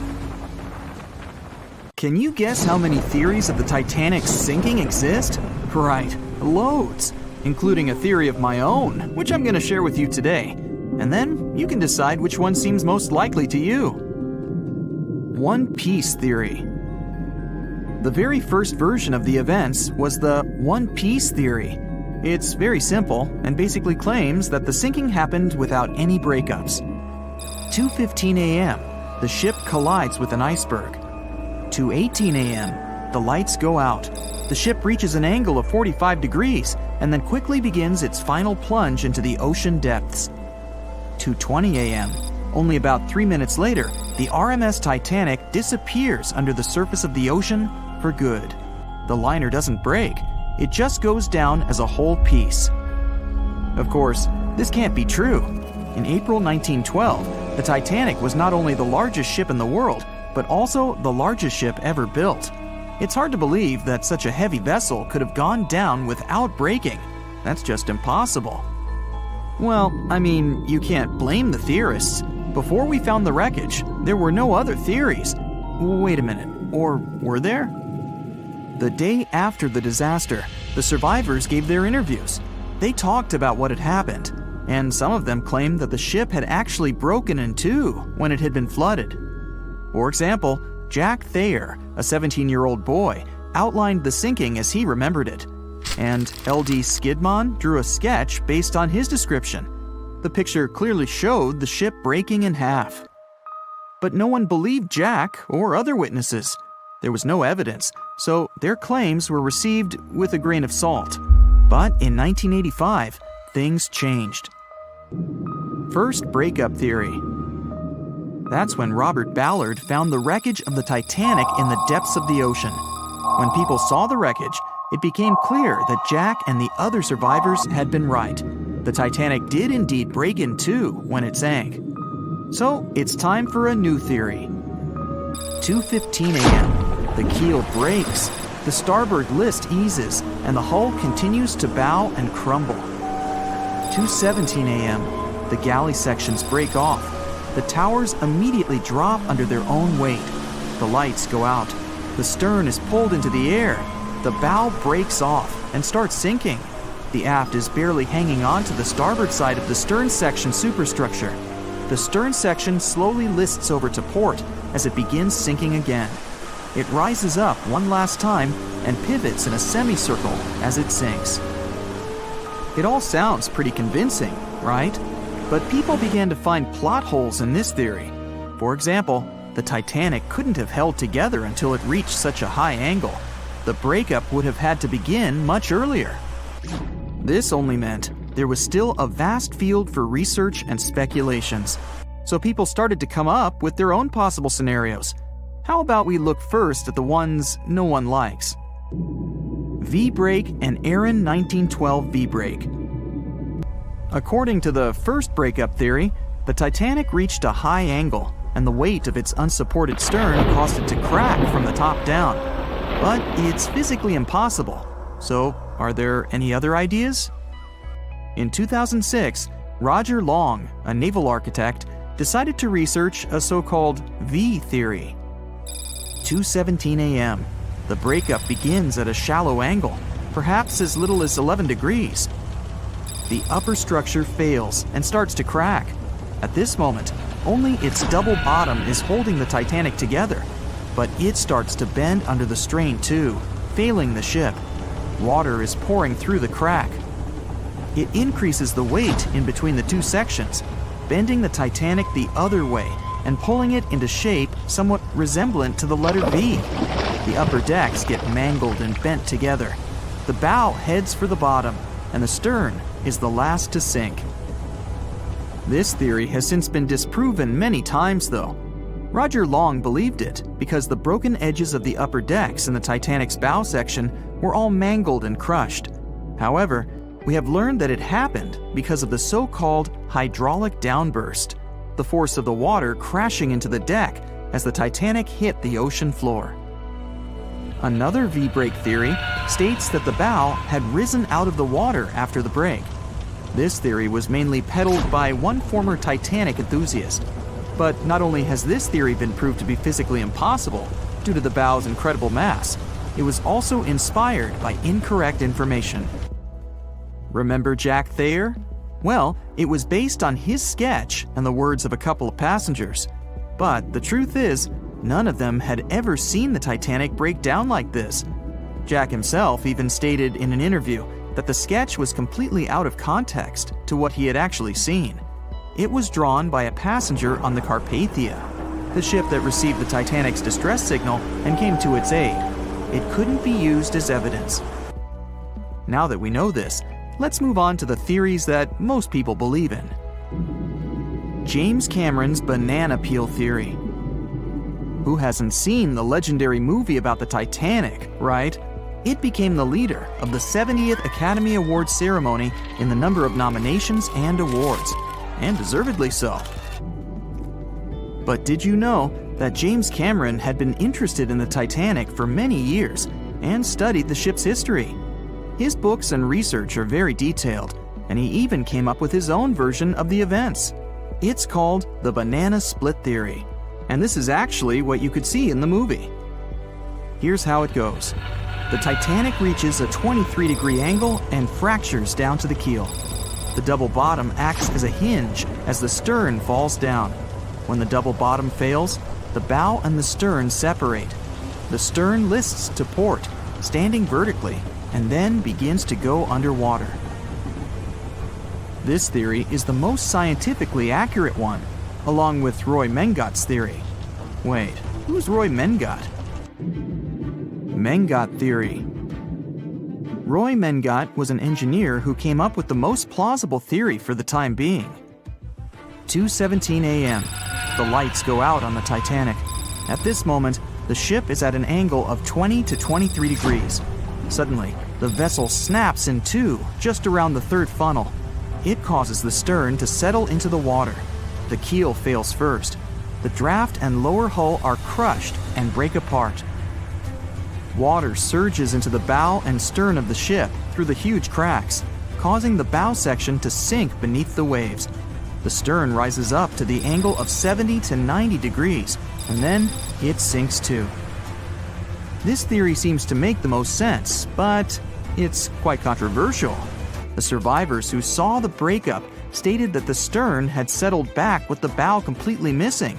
Mengat's theory, however, contradicts that statement, while James Cameron's scenario takes this into account. Are you thinking what I'm thinking? The truth must be somewhere in the middle. My version. Now, as promised, I'll provide you with my version of the events. Well, it's not really my theory, more like a combination of Roy Mengat's and James Cameron's ones. I believe that James Cameron was right about the breakup. 2:17 a.m. The ship is at a high angle. The lights go out. Then it snaps into two pieces. The bow starts sinking. The double bottom is still attached to the stern for a minute or so. Once the double bottom fails, the two parts separate and the bow goes down. Then, as Mengat said, the stern rises up at a high angle, and then it begins to sink vertically. It might have actually happened because the survivors stated that they had seen a clean break. This means it couldn't be hidden. And they had also seen the stern staying vertically in the air for a long enough time, probably a few minutes, before disappearing. Anyways, all of these are just speculations. Regardless of how the Titanic broke apart and sank, it was a great tragedy. It's already been 110 years since the Titanic collided with an iceberg and sank. Did you know that in 2022, the Blue Star Line Company is completing the construction of an exact replica of the Titanic? Called the Titanic II liner, the ship will be sent sailing along the same route with 2,400 people on board. Let's hope that everything goes well for them. April 14, 1912. A cold evening somewhere in the North Atlantic. On board the most modern and unsinkable ship, the Titanic, a dinner is held. Two well-dressed men are sitting at one of the tables. One of them is a famous British journalist. He tells his interlocutor an interesting and at the same time terrible story. It all started about 1000 BCE in ancient Egypt. At that time, one woman was born in the city of Thebes. No one knew who she was or what she did, but she had a high social standing. Towards the end of her life, she was proclaimed a priestess in the College of Amen-Ra. Her body was embalmed, placed in a wooden casket, and covered with a massive lid bearing the image of a woman and mysterious inscriptions. She was buried in Thebes along with other people of the upper class. The mummy of this woman lay at rest for almost 3,000 years. The burial place had been carefully hidden. Around the first half of the 19th century, a group of locals accidentally discovered the ancient tomb. They disturbed the peace of the priestess. No one knows exactly what happened that day, but the mummy was removed from the casket and disappeared without a trace. A few decades later, a group of 4 wealthy friends from England came to Egypt for a trip across the upper part of the Nile. First, they went to visit the excavations of the Temple of Amen-Ra near the city of Luxor. There, they found the empty mummy case. It depicted the priestess with dark eyes looking into the void. There was something sinister in her gaze. They didn't know who the case belonged to, but they were so amazed by the beauty and energy of that find that they decided to buy it from the locals. The buyer disappeared the same night before the case was delivered to him at the hotel. Some said they'd seen the man leave the hotel and go towards the desert. No one knew why he did it. No one else saw him afterwards. Another man from the same group took the casket. During their return home, one of the friends was seriously injured. After arriving in London, the new case owner discovered the bank where all his money was placed had gone bankrupt. In one day, the man turned from a wealthy businessman into a beggar. A third friend also experienced the sinister influence of the ancient find. He lost his health, job, and eventually even his life in an accident shortly after returning to London. Before going bankrupt, the owner gave the ancient casket to his sister who lived in London. One of the friends of this woman came into the room, saw the Egyptian artifact, and immediately felt the dangerous energy emanating from it. Then the owner's sister gave the case to a famous photographer. He took some photos and was horrified. According to his words, he saw a real priestess with a human face in the photos. She looked at him with an ominous, icy gaze. No one except the photographer touched the film of the camera. No one changed the photo. Shortly after, the photographer mysteriously went missing. From that point, the story becomes vague. According to one version, the owner's sister gave the artifact to the British Museum. The man who transported the case passed away soon after, and his assistant got into a terrible accident. Another version says that the item from the Egyptian tomb was bought by a rich businessman. After that, 3 members of his family also had an accident, and his house burned down. Convinced the mummy case was cursed, he gave it to the British Museum. The interlocutor listens to the story with such interest that he forgot about dinner, which has gone cold. "How did you know all this?" he asks. The journalist replies he has been studying everything related to the mummy and its owners for several months. He found evidence of all the accidents and put together the full picture. "So, what happened next?" the interlocutor asks. "It seems the mummy case should find peace in the museum.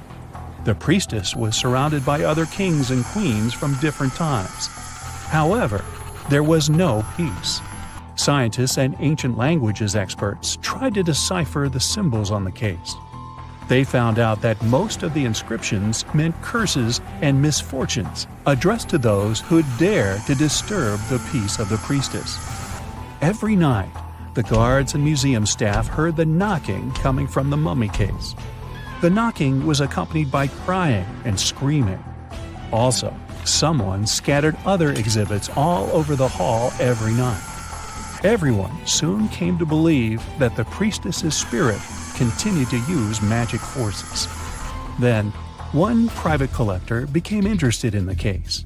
He bought it from the museum, not for his collection, but to try to expel the spirit of the mummy from the artifact. It's not known in what ways he tried to do this, but he failed. Then, he managed to sell the mummy case to a rich American archaeologist. That guy decided to move the mummy to New York.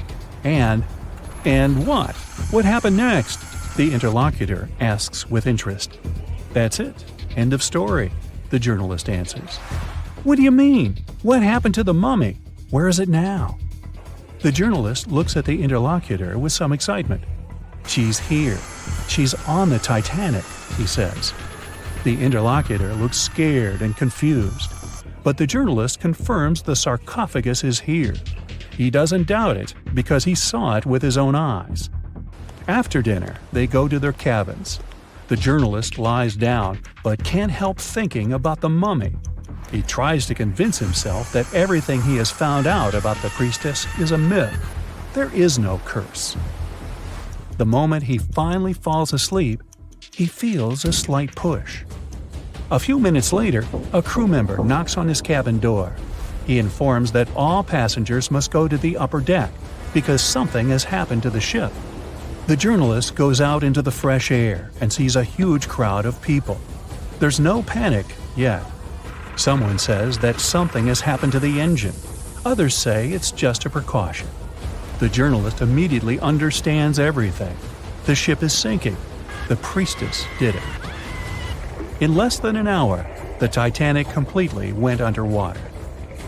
One legend says the priestess influenced the captain of the ship. The crew members didn't dare to put such a valuable cargo in the hold. Therefore, they placed the box with the artifact near the captain's bridge. On that fateful night, the captain decided to look at the casket with his own eyes. After that, his behavior became weird. They said the spirit clouded his mind.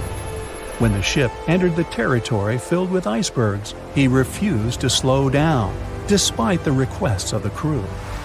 The sarcophagus may still lie at the bottom of the Atlantic Ocean even now, with the priestess finally having found her peace. Okay, this story is nothing more than a legend. There's no record or evidence that the Titanic was carrying any kind of mummy or sarcophagus. The legend appeared a couple of years after the disaster. At that time, there were many theories about what happened to the Titanic. The ship sank because of secret agencies. ETs attacked the Titanic. The Titanic was sunk specifically to get money for the insurance company. Such crazy theories were very popular among audiences. One of these theories was developed by a well-known newspaper. Journalists published an article about the cursed mummy on board the Titanic. The rest picked up the legend and it became popular. One of the reasons why people believe in such things is hidden in human psychology. Any fake legend tells something secret, things that people don't or shouldn't know about. When a person reads this, they feel special because now they know a terrible secret. This sense of self-importance is the reason for the popularity of conspiracy theories. Well, it is also important to note that all these theories are really interesting. By the way, the mummy from this story actually exists, and it's in the British Museum. More precisely, there's only a wooden lid from the sarcophagus with the image of a woman. It's still unknown who it belonged to. The identity of the last owner is also unknown. It's only known the exhibit was transferred to the museum at the end of the 19th century. There, she was called the Unlucky Mummy. The museum staff reports that it doesn't bring any misfortunes. The screams and knocking from the lid are just a myth. You can come and see the exhibit yourself with your own eyes, if you dare, of course. On the night of April 14th to 15th, 1912, the most modern and unsinkable ship collided with an iceberg and sunk. And it was incredibly scary. Just imagine a huge cruise ship, several times the size of the Statue of Liberty, crashing into a massive chunk of ice and sinking. It's dark and cold. All you can hear is the rumbling and grinding of breaking metal and wood. All that surrounds you is the icy waters of the endless Atlantic Ocean. There's almost no connection with the outside world. There are no phones or internet. Nobody else on the whole planet knows that the ship is sinking. It's a real nightmare. But the most shocking thing is that the people who were on the Titanic that day didn't panic. They were calm, maybe a little worried, but there was no fear on their faces. To understand why they weren't afraid during one of the biggest disasters of the 20th century, you need to see what was going on through their eyes. So, you're a passenger on the infamous ocean liner. Your cabin is located on one of the top decks of the ship. You've just had a great time with your friends at dinner. Now musicians are playing a beautiful melody. Waiters are serving dessert. You go out onto the deck and enjoy the tranquility of the mighty ocean. At this moment, you feel an incredible sense of security and comfort.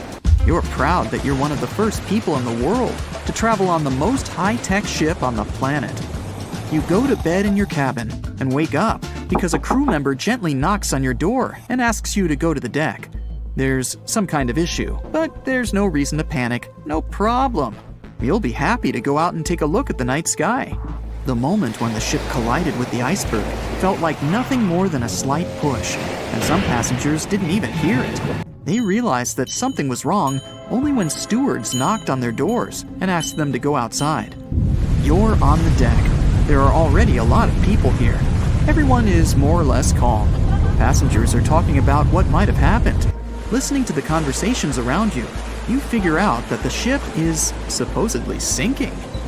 The idea seems like nonsense to you, but even if it is true, all passengers will be evacuated in lifeboats anyway. At that time, people didn't know there were half as many rescue boats as needed. Passengers were sure that everyone would be saved.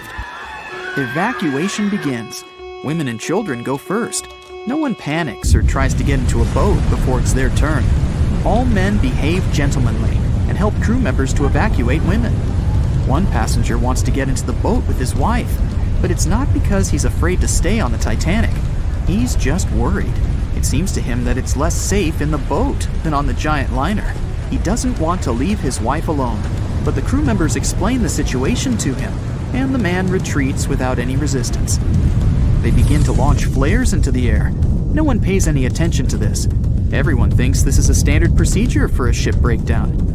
If there had been many experienced travelers on board, they would have understood the flares were fired because the ship was in distress. Perhaps then, people would have started panicking, but most of the passengers simply didn't notice it. The boats are lowered one by one. People are watching the evacuation, patiently waiting for their turn. There's no pushing or crowding. Nobody is screaming. The actions of the crew help the passengers to remain calm. They deliberately downplay the severity of the situation to prevent panic. Someone says the boats are launched simply as a precaution. Also, the crew members claim that a rescue ship is heading for the Titanic and is just a few miles away. Some passengers say they see the lights of another ship. The people who are already sitting in the boats want to stay closer to the Titanic, since this way they'll feel safer. Many passengers simply don't want to believe that something serious is happening. Even when they're told the ship is sinking, they refuse to admit it. How is it possible that the unsinkable ship can sink? But this is how the human mind works. In extreme situations, it refuses to believe that something bad is going to happen now. You don't even want to think about it. One of the passengers says that it seems to her that the danger is exaggerated. She claims that all people will return to the Titanic at any moment.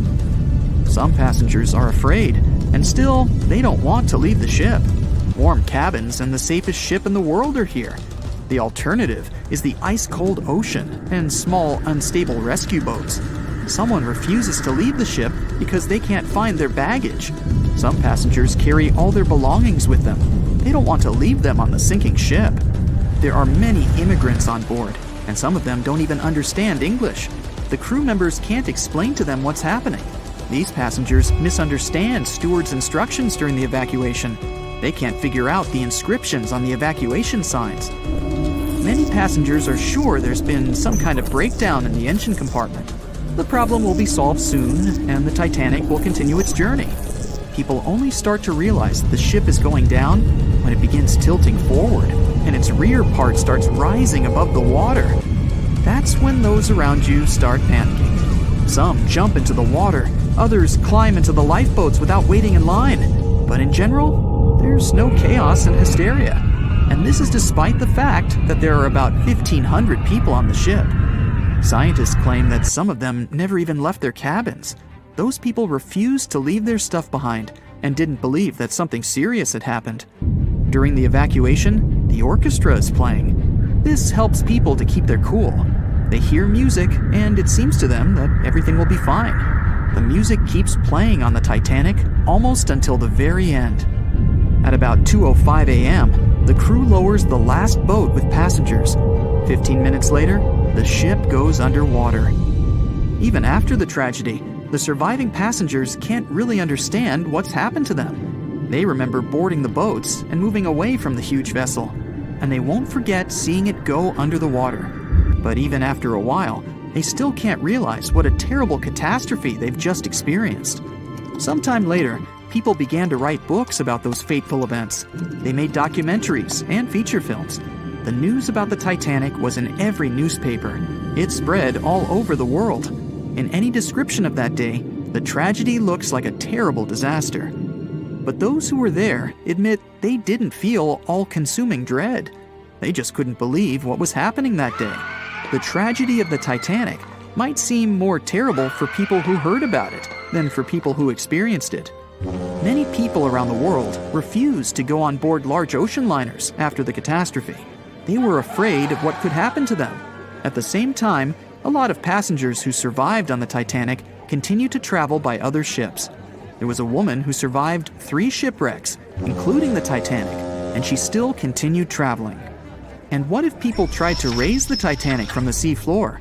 This happened many years after the shipwreck. Then, the $5 million operation failed. Nylon slings were attached to a large part of the sunken ship. The other ends of the slings were connected to diesel engines. For the entire operation, a mini-submarine was used. A piece of the Titanic, weighing 21 tons, was being pulled up when one of the slings tore. And then, one by one, the other cables began to snap too. The huge piece of the ship fell back to the seafloor. By that time, the participants of the rescue operation had run out of food supplies. And since the nearest shore was quite far away, they decided not to give it another try. At 11:40 p.m., the Titanic made contact with an iceberg in the North Atlantic Ocean. Many artifacts were found and restored, like parts of the ship, jewelry, and dining plates, to name a few. It took approximately 3 hours for the ship to be completely submerged in the remote icy water. The night was cold and very much alive. The orchestra was playing music as they enchanted the guests on board. Everyone was excited to arrive in America.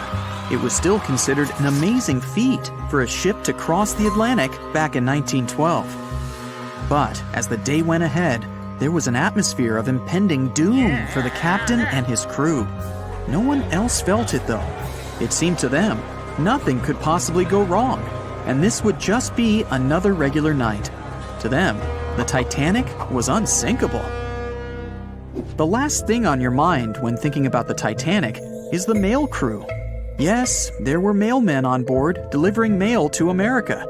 It may seem like a pretty mundane occupation, but there was a very tough test to pass in order to be accepted on board. And only a few top candidates would qualify, and those few would get shortlisted and accepted.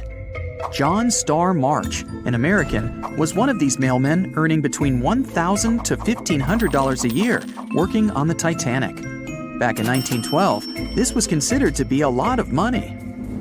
They were not officially part of the ship's crew, since the mail crew was placed near the third-class quarters. But given their influence and resistance, they were eventually moved and given a private dining area. March got this job since he needed the money to support his family. He found a perfect way to earn some big bucks, working on a large ship traveling across the ocean.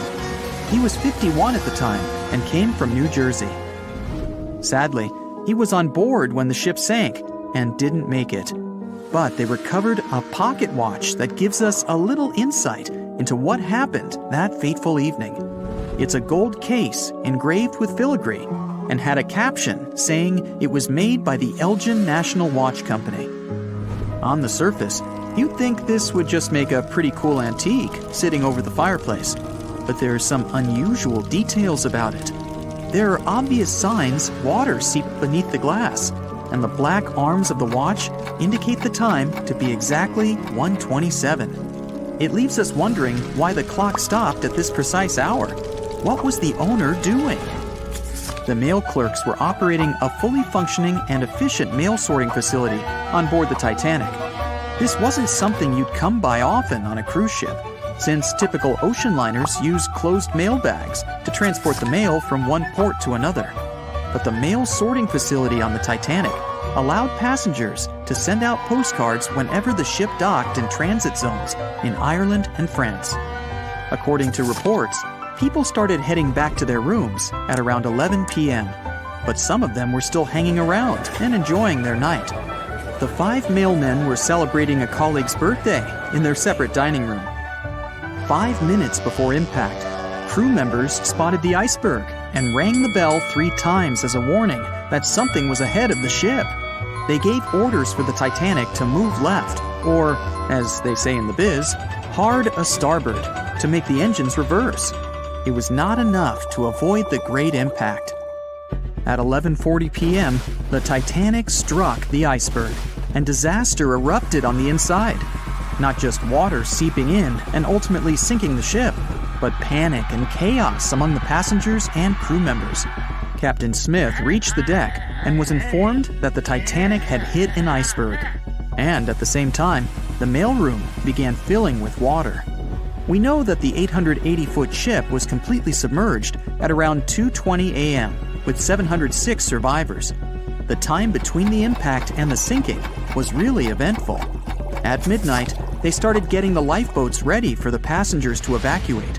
Orders were given for women and children to board the safety boats with some crewmen to guide and operate them.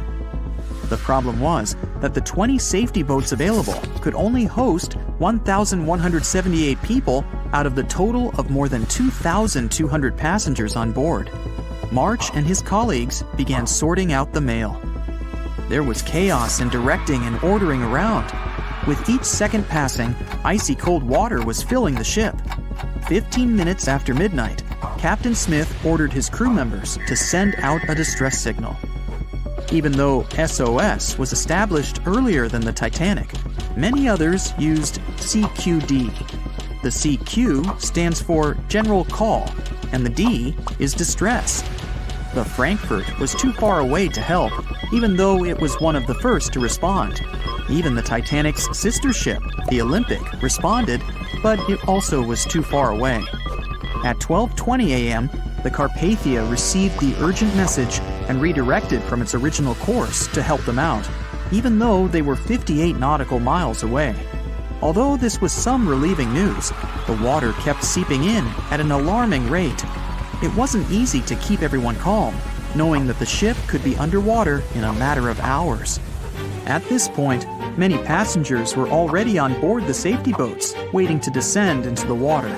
The musicians on board began playing music for the ones still waiting. At first, they were playing in the first-class lounge, and then they moved to the deck. There's a debate on how long they were playing for and what song it was. None of the musicians made it out. The 5 mailmen on board were also doing their duties while the ship was sinking. According to a ship officer, the mailroom was already covered in water above the ankles, and the mailmen were busy trying to save as much mail as they could. March was one of them. There were bags of mail floating around. They started with the registered mail.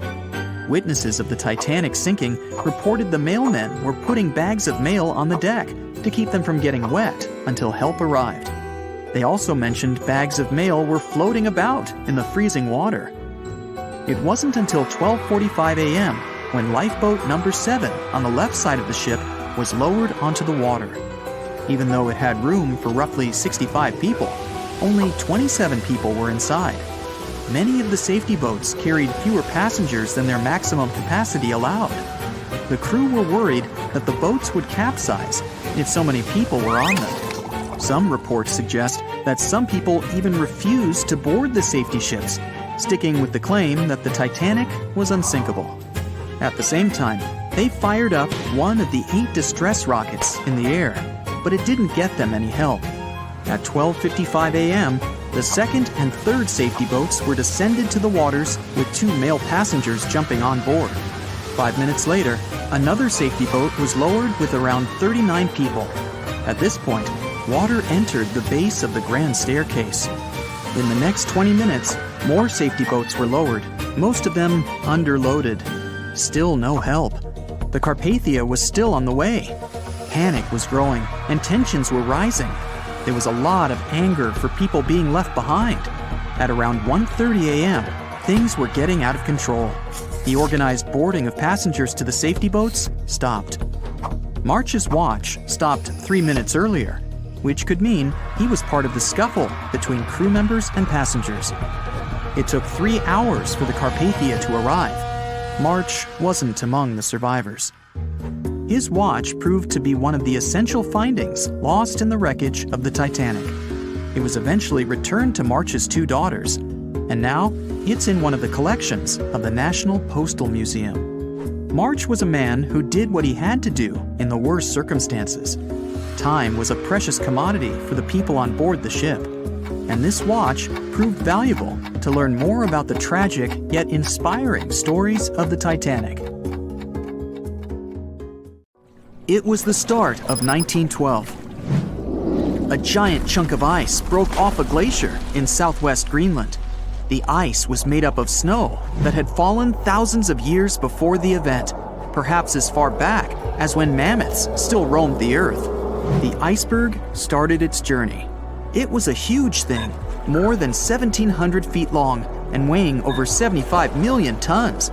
It was also a very peaceful chunk of ice. It steered clear of ships and busy transport routes. And then, it somehow floated much further south than other bergs did. Our iceberg was lucky. Others melt long before they get to these low latitudes. Out of up to 30,000 icebergs that drift away from Greenland's glaciers, only 1% ever make it all the way to the Atlantic.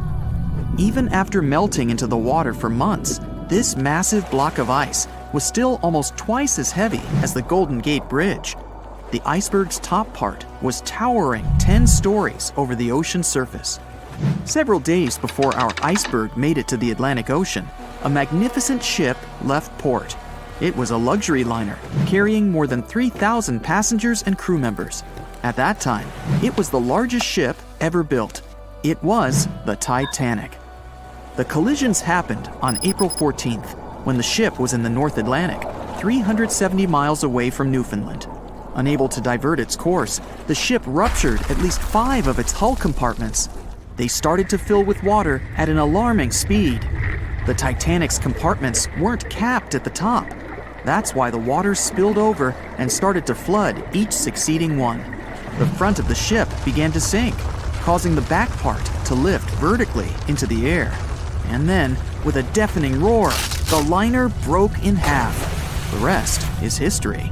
But what happened to the iceberg after that?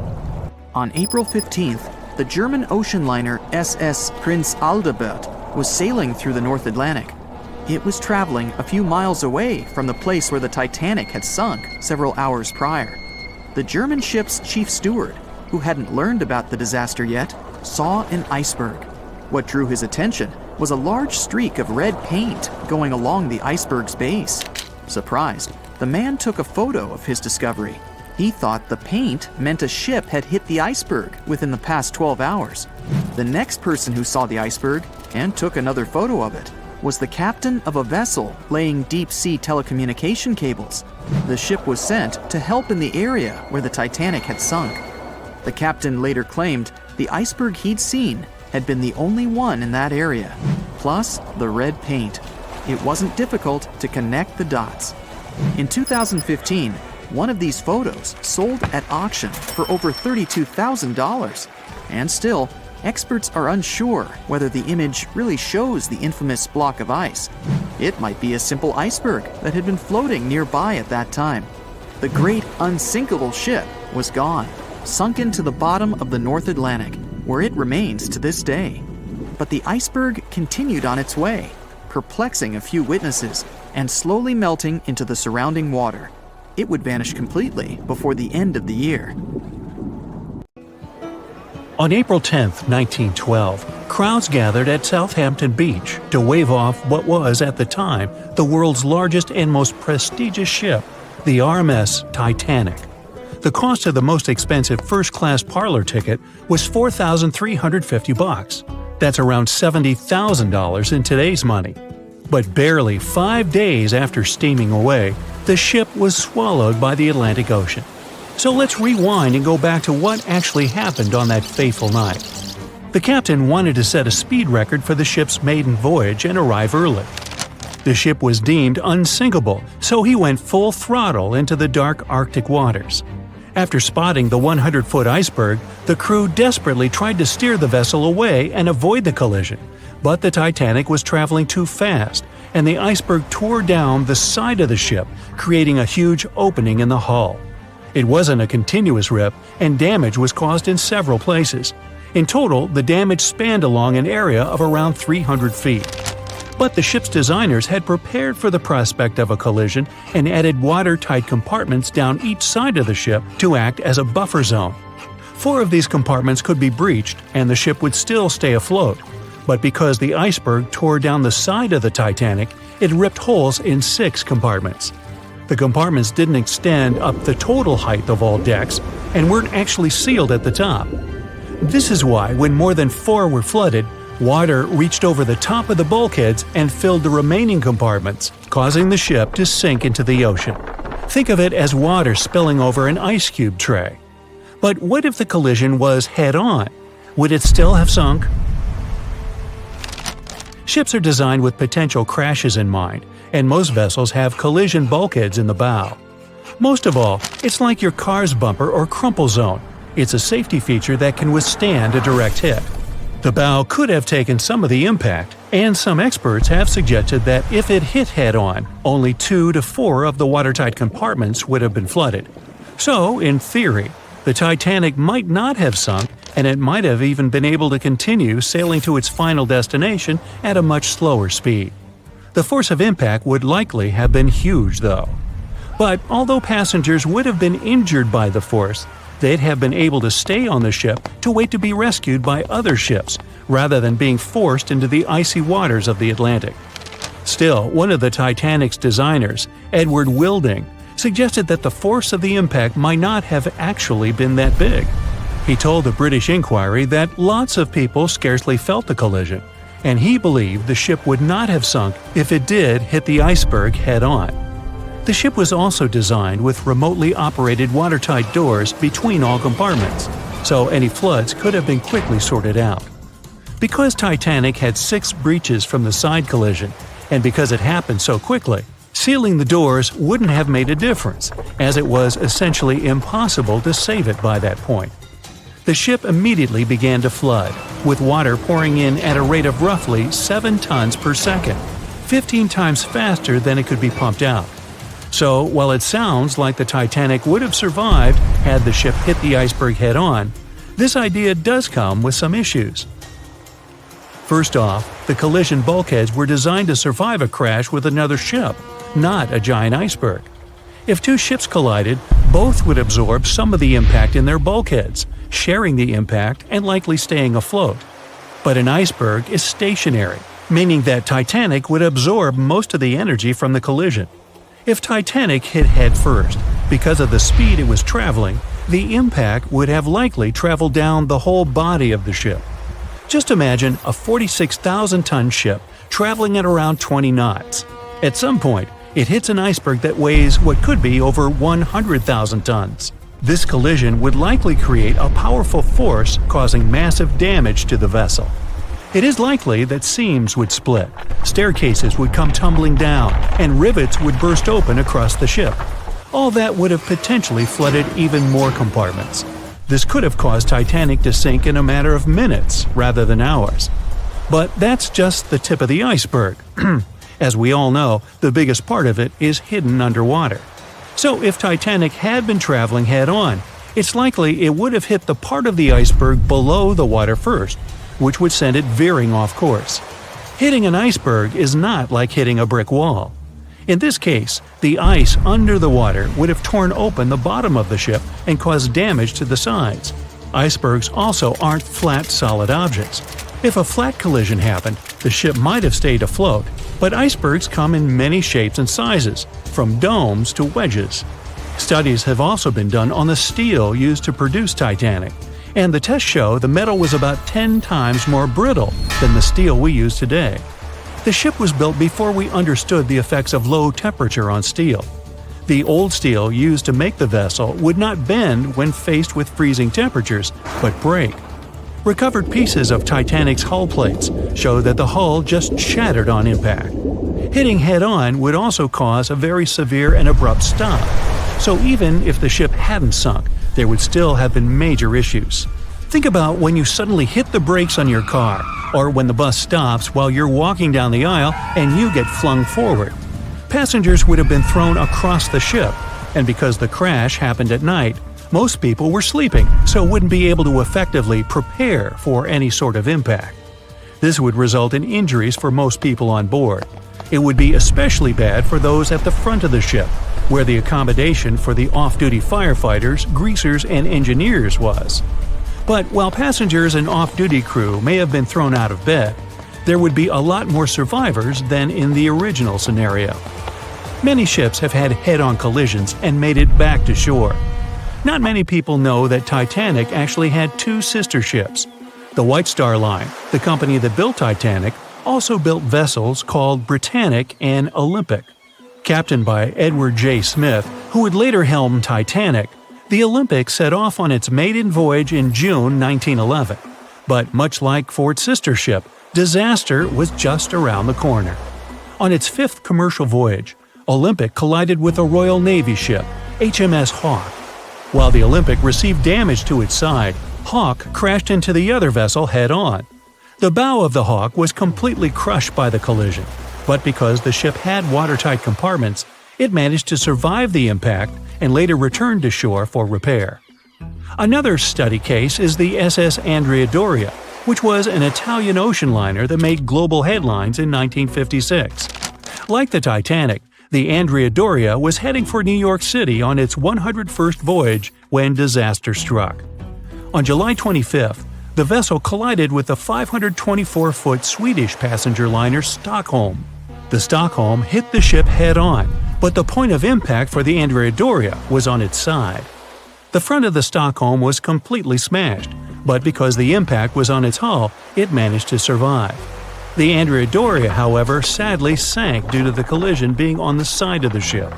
So these cases could suggest that maybe the Titanic would have survived had it hit the iceberg head-on.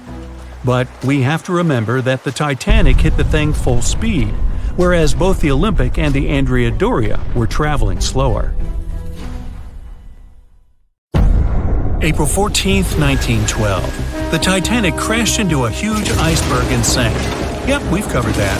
But what if this time we use the ice to bring the ship to the surface? This requires several thousand feet of wire mesh and a lot of liquid nitrogen. Our goal is to put the Titanic in a huge block of ice that will raise the ship to the surface. Now to do this, you need to wrap the wreck in a wire mesh and cover it with liquid nitrogen. The first problem you face is the inability to wrap the ship completely. You need to somehow lift the ship a little to put the mesh under it. Let's say that by some miracle you manage to do so. Next, you need to transport hundreds of large tanks of liquid nitrogen. You're underwater, opening the tanks, and it's so cold that the icy water of the Atlantic Ocean looks like it's boiling. The nitrogen just sizzles, dissipates, and certainly doesn't create a block of ice around the mesh. Alright, new attempt. Raise the Titanic with the help of huge magnets. For this, you need a large cruiser and some powerful magnets. You attach thick cables to the magnets and lower them to the bottom. Bright projectors illuminate the black ocean depths. Parts of the wreck are visible. The magnets descend lower and cling to the iron hull of the ship. The cruiser pulls the cables and magnets up. Some of them detach from the Titanic as the iron surface is covered with reefs and corals. Some parts of the wreck break away from the ship and rise. The power of the cruiser is not enough. One of the cables is torn. Not only the weight of the individual parts of the Titanic, but also the colossal water pressure interferes with the operation. The sunken ship can't be raised completely, only its small parts. In reality, there has already been an attempt to raise the Titanic in parts. The $5 million operation failed. Nylon slings were attached to a large part of the wreck. The other ends of the slings were connected to the diesel engines. For the entire operation, they used a mini submarine. A piece of the Titanic weighing 21 tons was pulled up, but one of the slings broke because of the strong water pressure. Then, one by one, the other cables began to snap, and a huge piece fell back to the seafloor. By this time, all the participants of the rescue operation had run out of food supplies, and it was far from the nearest shore, so they decided not to make a second attempt. A book was written and a movie was made about how the Titanic was lifted with compressed air. In reality, no one even attempted this operation. To do this, you'd need several hundred large cylinders of compressed air. At first, you install them inside the Titanic's hull and wait for them to pull the ship to the surface. As soon as you lower the cylinders under the water, they immediately float upwards. This greatly complicates the operation.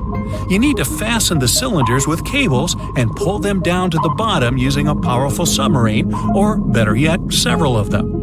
Because of the high pressure, the cylinders might burst. In this case, the blast wave would hit other cylinders and provoke a catastrophe. Too expensive and unsafe. The most expensive and complex plan to raise the Titanic is probably the one where scientists somehow extract hydrogen and oxygen from the ocean water. Then, these extracted elements must fill special containers. Those containers are attached to the ship, and the Titanic would rise to the surface.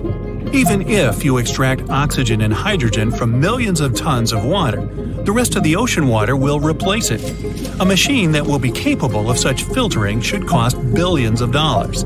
Or you can come up with a chemical element that will use a chain reaction to purify all the water. In this case, the entire world ocean will be left without vital oxygen. Someone once suggested blowing up the Titanic. You'd need to lower several boxes of dynamite to the ocean floor. The boxes must be completely sealed to prevent the dynamite from getting wet.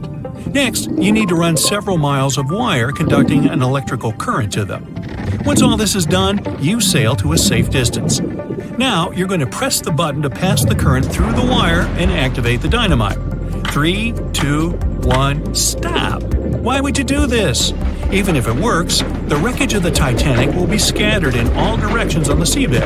It will be impossible to lift the Titanic from the ocean. Imagine a huge hook that can fetch the Titanic and lift it from the bottom like a fish. This hook must be huge to pick up a sunken ship. Let's say you created it. Next, you're on a huge cruiser, sailing up to the crash site and lowering the hook down like an anchor. It falls right on the Titanic but doesn't cling to it. You need special equipment to attach a bus-sized hook to the Titanic. It would include a huge submarine with mechanical arms. To build such a device and make it work under enormous pressure is already next to impossible. But let's say you finally managed to hook the Titanic. It's then you realize the cruiser doesn't have enough power to lift the ship, weighing more than 50 tons, and the hook that adds about 10 tons more. To complete your task, you'll need a few more cruisers and a few extra $1 million. Once hot wax cools, it hardens and floats on the water surface. What if we deliver it to the ocean floor and pour it inside the Titanic? This may work, given that wax is not an expensive material. So, you melt the wax, pour it into strong tanks, and pull them to the bottom with the help of a submarine. The tanks can withstand enormous pressure, and the submarine has enough power to lower the wax to such a depth. The containers are placed inside the Titanic. Through a remote control, you open the containers, but the wax doesn't pour out. The deeper you go, the colder the water gets. While you were delivering the containers to the ship, the wax was cooling down and getting solid inside. Several containers are pressed against the top of the ship, but it's not enough to lift the Titanic. Other containers simply float away to the surface. And even if the containers were thermostatic and kept hot inside all the time, once released, the wax would solidify in an instant. There would just be no time for it to spread and cover the Titanic from within, so it would just float up as well. Alright, you fill several large and sturdy bags with Vaseline. This substance acts just like wax in the cold. It gets solid and floats. You want to put bags all over the Titanic and just wait for the Vaseline to bring it up. You load the bags into the submarine and descend to the ocean floor. Some parts of the ship can't be reached because of the clinging corals. You decide to unload all the bags in one place, but as soon as you take Vaseline out of the submarine, the bags tear due to the strong pressure. Solid pieces of Vaseline float up, pushed by the water. Mission failed. The craziest idea is to fill the Titanic with millions of ping pong balls. Small plastic balls filled with air should push the ship to the surface. But as soon as you start to lower them to the bottom, the plastic immediately flattens and all the air from the balls pops out. You can deliver the balls inside a submarine, but once you put them inside the Titanic, the pressure will crush them again. Also, you can create balls made from strong ultralight material and fill them with air. In this case, you will need much more money. As soon as you put the balls inside the ship, some of them will immediately slip through the holes in the ship, and the remaining ones won't be enough to lift the wreck weighing more than 50 tons from the bottom. Well, to study the Titanic, you don't need to go down to the ocean floor. On the internet, you can find a detailed 3D map that shows the wreck site, as well as the ship itself on the seabed. To get a realistic picture of the Titanic, researchers used sonar technologies and underwater robots, which took more than 10,000 pictures of the sunken ship. So, what do you think? Leave it alone? Yeah, me too. You sit up on the bed, put your feet down on the floor, and feel the cold water. You quickly run out of the cabin and find yourself in a long corridor. The water is knee-deep. People are putting on life jackets, running toward the stairs. You run after them and find yourself in chaos. Water is everywhere. A woman slips on the stairs and falls. You help her up. People from all sides are pushing you. Everyone is trying to climb the stairs. There's more water behind you. The cabin you've just left is completely flooded. A few more seconds and the water level will rise above your head. Fortunately, everyone manages to get out. The upper deck is breaking. The huge ship is tilted to the side. The sound of breaking wood, the grinding of iron, and the shouts of people mix with the music played on violins by several musicians. You head for the lifeboats and feel like you're climbing a mountain. There are no lifeboats available, but you find a life jacket. The entire bow of the ship has sunk under the water. You're at the very edge of the stern and decide to jump. You wait for the ship to sink deeper into the water so the distance between you and the ocean surface is reduced. You finally jump and find yourself in the icy water. It's 28 degrees Fahrenheit, not enough to freeze the ocean, but sufficient to turn a puddle on the road into ice. You're having a hard time breathing because of the cold. You watch as one of the most majestic, unsinkable ships in history sinks. In 1.5 hours, another liner will arrive and rescue all the survivors. But before that, you have to handle this situation somehow. 90 minutes to survive the night in the icy waters of the Atlantic Ocean, among chaos, screams, and despair. Only one thing can be even worse: sharks. Everyone knows the story of the Titanic.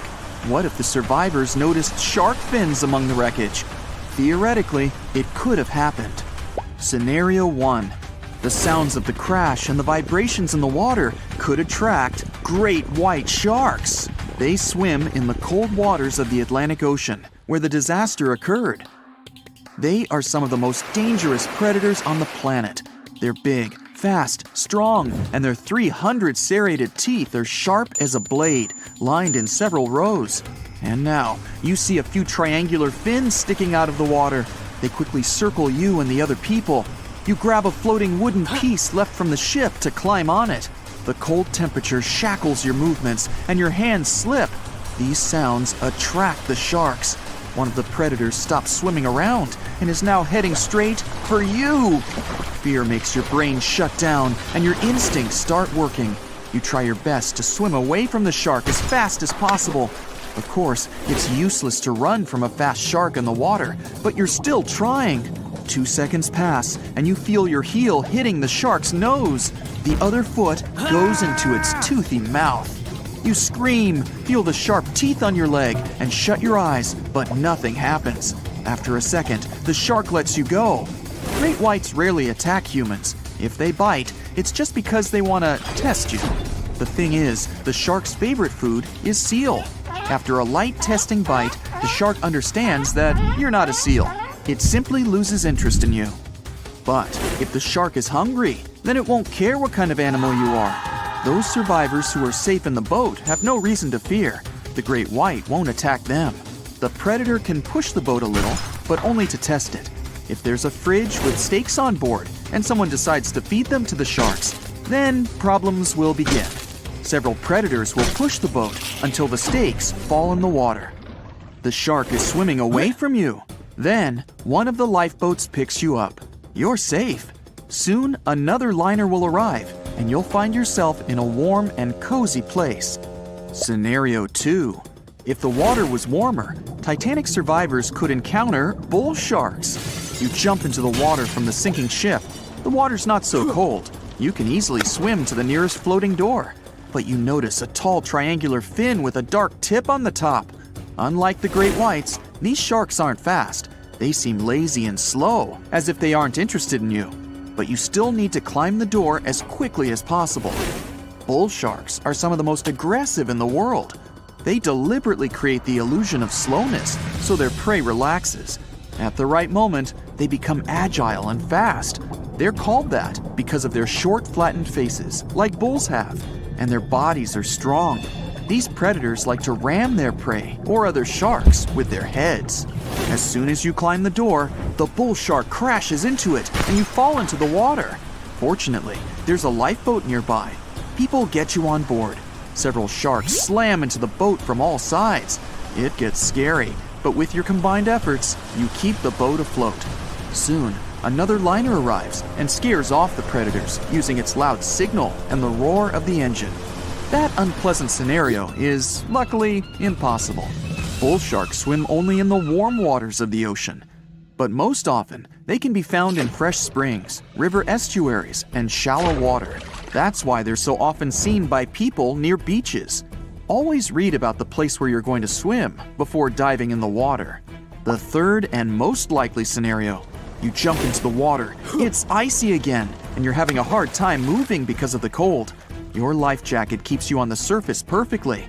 The lights of the sinking Titanic light up the water a little, and in the black, infinite depth, you notice what looks like a large block of stone. An ancient fish, the most majestic shark in the world, is swimming near you. It's a Greenland shark. They swim even in the Arctic waters, so they're not afraid of the cold temperatures of the North Atlantic. This huge predator is bigger than a car. Each year, its length increases by 0.3 inches. You're lucky to see it, as it's one of the rarest sharks in the world. Fortunately, it has a docile nature and will not attack you. The entire kitchen of the Titanic may be floating in the water and attracting these sharks. They're slow, peaceful, and old. The age of the Greenland shark can reach 400 years. This shark is considered adult 150 years after birth.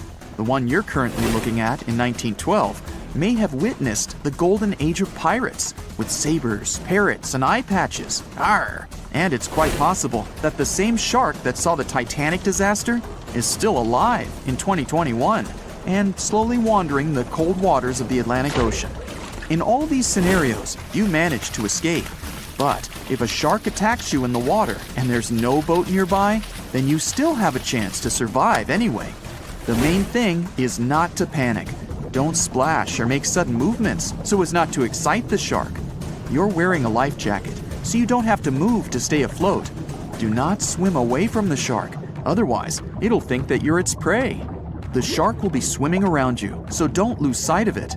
You can slowly swim away to a boat or wooden boards, anything that you can climb. If you're near the shore, then slowly swim towards it until you reach shallow water. After that, you need to quickly run away. But be careful, the shark can even get you out there, so keep your eyes on it at all times.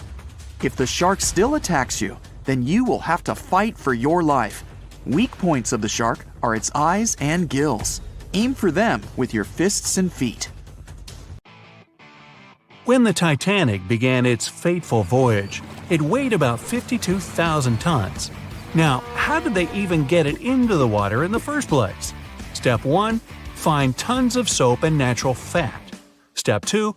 Dump it all over the ramp in front of the Titanic like a monster slip and slide. They even put grease all over the outside of the ship to make sure it didn't get scratched, dented, or even rip open. Just like that, the Titanic plopped softly into the water, and the workers and owners breathed a sigh of relief. At least that part went well. When they built the Aswan Dam in Egypt, they needed to clear out a huge area for the new artificial lake. Almost 100,000 people had to move out of their homes. That was the easy part. Engineers now had to try to move 2 huge ancient Egyptian temples, or they'd be lost underwater forever. The answer? Thousands of engineers and builders. The temples were built into a mountain, so first they had to detach it using bulldozers and jackhammers. Then they had to take it all apart like a humongous Lego project. Statues, roofs, walls, sculptures, pretty sweet Lego set. Then they cut the temples into bite-sized bits, over 1,000 of them. Each one weighed the same as 3 elephants. So where did they put it all back together? On the same mountain, just 200 feet higher. It took 5 years and about $300 million in today's money. I think even the pharaohs would have been impressed. Now, say you're thirsty, so you grab a glass of water. But where does that water come from? In Saudi Arabia, it comes from salt water. You just need to get the salt out, no biggie. That calls for an evaporator. Saudi Arabia's machine brings fresh water to 300,000 people. Not bad for so much desert. The evaporator weighs 5,000 tons, and it's pretty big, like 10 basketball courts big. They hired a special ship to bring it from Vietnam to Saudi Arabia, but even that was too small. After making the ship a little bigger and making a successful cross-continent journey, the evaporator finally touched down in the Middle East. Then it was easy. Just grab 30 tractor trailers and pull. Pretty impressive, but the largest thing ever moved on Earth is way bigger. Enter the Norwegian Troll gas production platform. It weighs more than the Titanic and is way taller than the Empire State Building. But the engineers weren't scared, even though they had to drag the thing 120 miles from shore. They hooked up 10 powerful boats and pulled it along for a week. That thing cost $1 billion to make, so they had to be careful. The boats were actually pulling it in all directions to keep it steady, then slowly making their way out to sea. Once it got there, its 4 powerful legs were secured with concrete, about as much as you'd use to build 200,000 houses. That part of the sea can be quite rough, so they had to make sure it wouldn't move at all. Natural gas can set on fire, even in the middle of the sea. You gotta move out of town, but you're used to your house, your big kitchen, cozy fireplace. No problem. Take your home with you. About 500 years ago, an Italian architect was constructing the local city's administration building, but the local church bell tower was getting in the way. The solution? Pick up the tower and move it.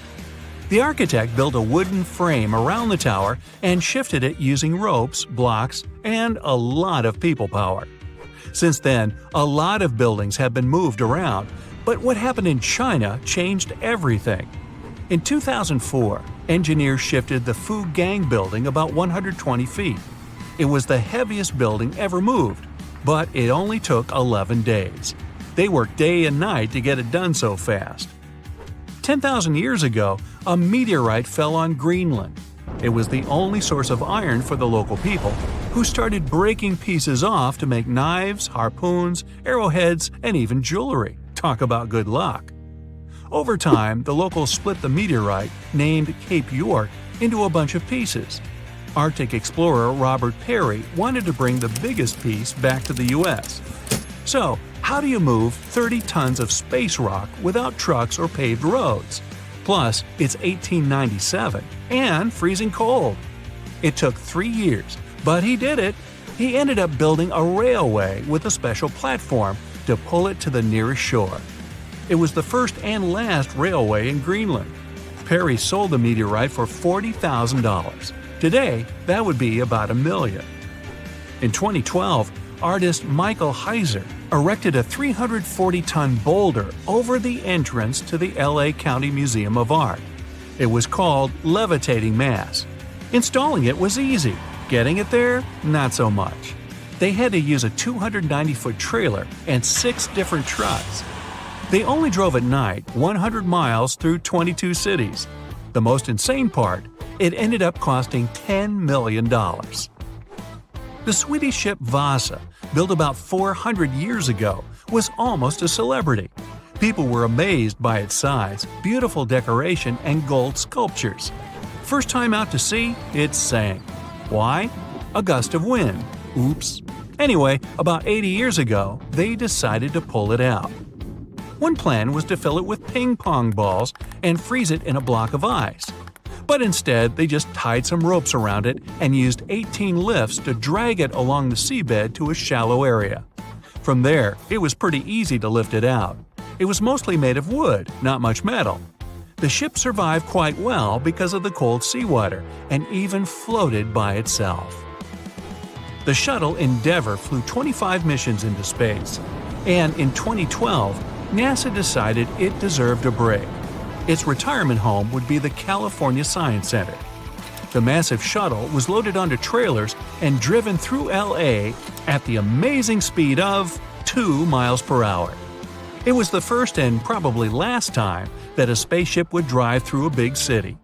They had to clear a pretty big path and ended up chopping down a lot of pesky things like lampposts, traffic lights, power lines, even over 400 trees. But don't worry, they raised a lot of money from the whole thing, enough to plant over 800 new trees. The Statue of Liberty wasn't built in the USA. It was built in France. After 9 years of hard work and a serious amount of copper and iron, she was ready to be given to the United States as a token of friendship. Sending it by mail would take way too much bubble wrap, so they decided to ship it instead. The statue was cut into 350 pieces, loaded into crates, and shipped over to New York. It took them 4 months to assemble all the pieces back together. Talk about Humpty Dumpty. Meet Bagger 288, a self-propelled excavator and the largest land transport on the planet. This beast can shift thousands of cars worth of dirt a day. It finished work in one quarry and had to move on to another. Taking it apart, shipping it, and putting it back together would have been ridiculous. So it just drove over there. It took 3 weeks and only moved at half a mile per hour. To stop it from wrecking everything it drove over, engineers walked ahead, planting grass and covering roads with gravel and dirt. Now, you're walking down the street in France, see a couple of cafes, maybe a nice bakery, and the world's largest gas turbine, named Harriet. Harriet's job? Keep the lights on in over 700,000 French homes. This mammoth turbine weighs as much as 2 jumbo jets and had to travel through France, Germany, Belgium, and the Netherlands.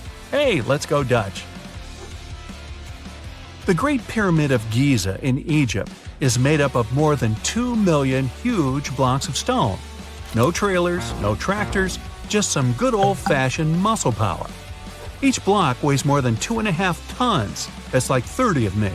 These guys didn't even have strong metals like iron or steel. They mostly used pieces of wood and stone hammers. 2 legendary athletes who shook up the tennis world had the unfortunate luck of meeting on the unsinkable ship Titanic in 1912. Without realizing it, they'd reunite on the tennis court where they'd be playing against each other. Here's how it all went down, twice. Richard Norris Williams was born in January of 1891 in Geneva. Although he was raised in Switzerland, his parents were American. In fact, he was a distant relative of Benjamin Franklin. In 1912, Williams was just 21 years old and was looking forward to his transatlantic trip to the States after being accepted to study history and geology at Harvard. But before his student life started, he had something else planned. He loved playing tennis and was quite the athlete. So he and his father decided to travel earlier than his mother in order to take part in a few tournaments. Williams and his dad took the train from Geneva to head to Cherbourg, France, where they would board the Titanic. On the way, Williams noticed a familiar face in one of the cars. It was another well-respected tennis player by the name of Carl Bear. The two locked eyes for a moment on the train, not realizing that fate was about to align their lives in an incredible way. Bear was 26 years old at the time. He was born in 1885 in Brooklyn, New York. He had already completed his studies at Yale in law. 2 years before boarding the Titanic, he'd taken the bar exam. But you see, just like Williams, he also loved tennis a little too much. He'd already become famous in the tennis world for representing the United States in the 1907 Davis Cup final. But unfortunately, he lost in the doubles final at Wimbledon that same year. But Bear was boarding the Titanic for a more personal reason than Williams. He'd fallen in love with his sister's friend, Helen Newsom, and was planning to marry her. But it wasn't that easy. Her family wasn't in favor of their relationship at all. Helen was from Ohio, and her parents had decided to take her on a grand European trip to separate the couple. But as soon as Carl found out, he rearranged his business schedule and joined Helen. After the European adventure was over, all of them were going to return to America together on the unsinkable ship. Bear was a first-class passenger and was given the cabin C-148, and Williams and his father were first-class passengers in the shelter deck. The tickets they bought for each suite cost 30 British pounds, and to put that into perspective, that equals $4,060 today. A few days after setting off, tragedy struck when the Titanic hit the iceberg. As the situation became clear, panic set in, and people were hastily instructed to get into the lifeboats. Carl Bear wasn't going to leave the side of his love, Miss Newsom, so he went with her and her parents to lifeboat number 5. Now, there was this priority boarding rule back then, that women and children had to go into the boats first. The last lifeboats, if there were any, would be filled with men. Bear and his companions met Bruce Ismay on the deck, who was the managing director of the White Star Line that owned the Titanic. As soon as he saw them, he advised everyone to get into a lifeboat. This way Bear, who seemed like a muscular guy, could row the boat away with the rest of the gentlemen. Unfortunately, Williams had a more difficult evening. He and his father tried to guide as many passengers as they could into the lifeboats. Since most of them weren't leveled, they had to stand on the edge and help the survivors in. As they lowered the last one into the ocean, they made their way to the captain's bridge. At one point, they stood on the deck and glanced at the small lights in the lifeboats gliding in the distance. They were trying to figure out what to do, but the ship was beginning to sink and one of the giant funnels came off, hurtling towards Williams and his father. Desperately leaping out of the way, Williams plunged into the icy cold water. The funnel hit the water nearby, pushing him out further. He eventually found himself clinging onto one of the lifeboats that had been flipped upside down. It was collapsible A. At some point, Williams managed to climb onto the boat and stand on it. He was wearing a thick fur coat and shoes that he removed as soon as he got out of the water. After being in the freezing cold water for a few hours, he and a few other passengers were finally taken into Lifeboat 14. Because they'd been submerged under the freezing water from the waist down for so long, all of the survivors from the collapsible needed medical care immediately. When the Carpathia ship arrived, Williams was taken on board. When the doctor looked at his legs, he was shocked. Williams was feeling sharp pains right below his knees, and his legs were a dark purple color. The doctor told him he'd need to have his legs amputated to save his life, but Williams refused. Coincidentally, Carl Bear was on board as well. Luckily, he was okay. He was helping the other survivors. That was when the two tennis legends finally met. Williams said that Bear had shown him great kindness. He felt more encouraged, so he began taking his first steps on the Carpathia deck. He didn't want his tennis career to be cut short. So he fought through the pain, got up every 2 hours, and walked around to get some circulation going in his legs. As time progressed, so did Williams' health condition. After they arrived in New York, he took some time off to recover completely. 6 weeks later, he was back playing tennis. When the tournaments ended, he finally entered Harvard, and his tennis career thrived. From 1914 to 1916, he became the United States singles champion in tennis. In 1920, he became Wimbledon's doubles champion alongside Mr. Garland, and in 1924, he became an Olympic gold medalist in mixed doubles, managing to achieve it even with a sprained ankle. He had become so well known throughout the years, the media started writing articles about his athletic achievements all over the world. The first time Bear and Williams would face each other in a match was in 1912, not long after their shared tragedy on the sinking ship. Bear was the champion of that game, and it was Williams' first defeat in America. After that match, he kept training, and 2 years later at the rematch, Williams would turn things around to become the champion. After he defeated Bear in the quarterfinals, Williams went on to take his title for the first time ever. He became one of the best tennis players of his time, winning the Davis Cup 5 times, the Wimbledon doubles, and the U.S. Nationals twice. Both of these legends were given a place in the International Tennis Hall of Fame. While tennis was a huge part of both men's lives, it wasn't the only success they found. After their sports careers were over, they both became remarkable financiers. Bear gave up on his career as a lawyer and became interested in banking. At one point, he became the director of an interchemical company. Interestingly, Williams also followed a similar path. He became an investment banker and was the president of the Historical Society of Pennsylvania. Many years after the incident, 2 books came out sharing the 2 men's stories on the Titanic. Nobody knew about their encounters or their friendship. The similarities between them were uncanny. It's what you'd call 2 peas in a pod.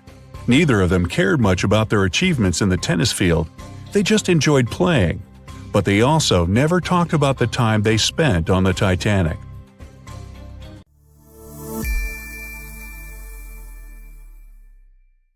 Bet you never heard this story about the Titanic. So, this massive luxury ocean liner was heading out of Southampton on its first voyage to New York with over 2,000 passengers and crew on board. I'll spare you the details for now. You know how it all went down. Since there were a lot of things that went wrong during its short lifespan, some couldn't help but wonder, was it really bad luck? Or was there some mysterious force behind the ruckus? Well, for starters, right as it was leaving the harbor, the Titanic nearly crashed into another ship, called the SS New York. How did that happen? Well, 6 tugboats had to pull the massive Titanic into the river to begin its journey. Captain Smith was in charge, but let's be honest, he probably needed a few more cups of coffee before making any big decisions. So, as the Titanic was speeding along, minding her own business, she passed the New York and the Oceanic ships. The Titanic decided to make a left turn, but the suction was just too much for the poor New York. She started to drift off towards the Titanic. The Oceanic was leaning so much, her gangplank smacked into the water like a belly flop in the pool. Thankfully, the captain of one of the tugboats was there to save the day. He used his trusty megaphone to call the Vulcan to the port side of the Titanic to pick up some crew members. He then noticed the New York in trouble and acted quickly, throwing a line to slow her down. The Titanic's captain was probably scratching his head, wondering how to handle these big ships like the Titanic. That's because he'd only recently experienced sailing on larger ships. Close one, right? Well, it was just part of the story. As it turns out, the huge list of misfortunes might have started even earlier. Another theory suggests that during the ship's construction days in Northern Ireland, a fire broke out in the coal bunkers. Talk about a rocky start. If this information is correct, then the ship's hull may have been affected by the incident before it even set sail. Fans of this theory argue that a fire popped up inside one of the Titanic's large coal bunkers and really damaged an important segment of the ship's hull. Some claim there's even photographic evidence to back this up.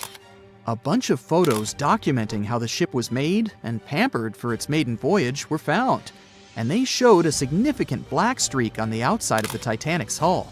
Weirdly enough, the streak was really close to where the iceberg hit during that cold April. Now I know what you're thinking. This theory might sound far-fetched, but most of these people have been gathering information about the Titanic for decades, and they're convinced that this is the real deal. They even believe that the fire started way earlier than the day the Titanic set out on its maiden voyage, particularly about 3 weeks prior. Why was this overlooked? Well, because of fear of bad press, mostly. Also, because of all the fuss created around the unsinkable ship, it was important that they stuck to the initial calendar. Of course, not everyone is convinced by this new theory. Some people think it's just another wacky idea to add to the long list of Titanic sensational theories. What if I told you there were even rumors about part of an ancient Egyptian coffin being on board? Could that have had something to do with the disastrous ending of the Titanic? Some truly believe it did. Let me tell you the story about the unlucky mummy. It's a tale that'll give you goosebumps. Back in the 19th century, this ancient Egyptian artifact, a mummy case lid to be exact, was brought over to Europe. And as soon as it arrived, strange things started happening. Now, some of the stories may be a bit exaggerated, but according to journalists, some of them were actually true. The rumors sparked the interest of a British writer who later spent months investigating the mummy case and its alleged related stories. He was planning to write an article debunking the myths, but he found out they were all too real. Unfortunately, he never got to finish his work because he passed away suddenly. Others believed that the mummy case was guarded by Egyptian elementals. They warned others not to mess with the artifact. The mummy case's history is just as spooky. It was found in Egypt and sold to a certain someone conveniently named Mr. W at a party organized by a well-known English lady. When the mummy case arrived in England, it was given to Mr. W's sister, who immediately suffered from financial losses and other troubles. A photographer who took a picture of the case claimed that he captured a living woman's face on the film. The mummy case eventually ended up in the British Museum, and it's still there today. However, rumors say that it was aboard the Titanic and was responsible for its sinking. But don't believe everything you hear. Some sources claim the mummy case never left the British Museum, and the rumor was started by a journalist named William Stead. He was actually a passenger on the Titanic, and he supposedly told his fellow passengers about the ill-fated mummy before the ship went down. Is that what happens when you tempt fate? Seriously doubt it, but it does make you wonder, doesn't it? It gets even weirder, trust me. About 50 passengers got cold feet before the ship took off, and they refused to board the Titanic at the last minute, even if it meant that they'd lose the cost of the ticket. They just had an extremely bad feeling about the whole deal, and even an Irish astrologer warned against making the voyage on the Titanic. I doubt he saw a big ol' iceberg hidden somewhere in the stars, but it does add up to the mystique surrounding the Titanic. And do you know what's even worse? The fact that the ship's binoculars, which could have helped prevent the iceberg collision, were locked up. Apparently, those binoculars could have been used by lookouts on that fateful night. But guess what? The key was held by David Blair, an officer who was sadly bumped from the crew before the ship's departure. Poor guy. He probably didn't even know what he was holding on to. Now, some historians think that if those binoculars were in use, the iceberg might have been spotted earlier. But hey, let's not point fingers here. Others argue that it wouldn't have made a difference. Who knows? Maybe the lookout was too busy looking at the stars to notice a giant iceberg in front of them. But seriously, what were they thinking? Locking up the binoculars on a ship that big is like forgetting to pack sunscreen for a trip to the beach. Also, the ship might have been going a bit too fast.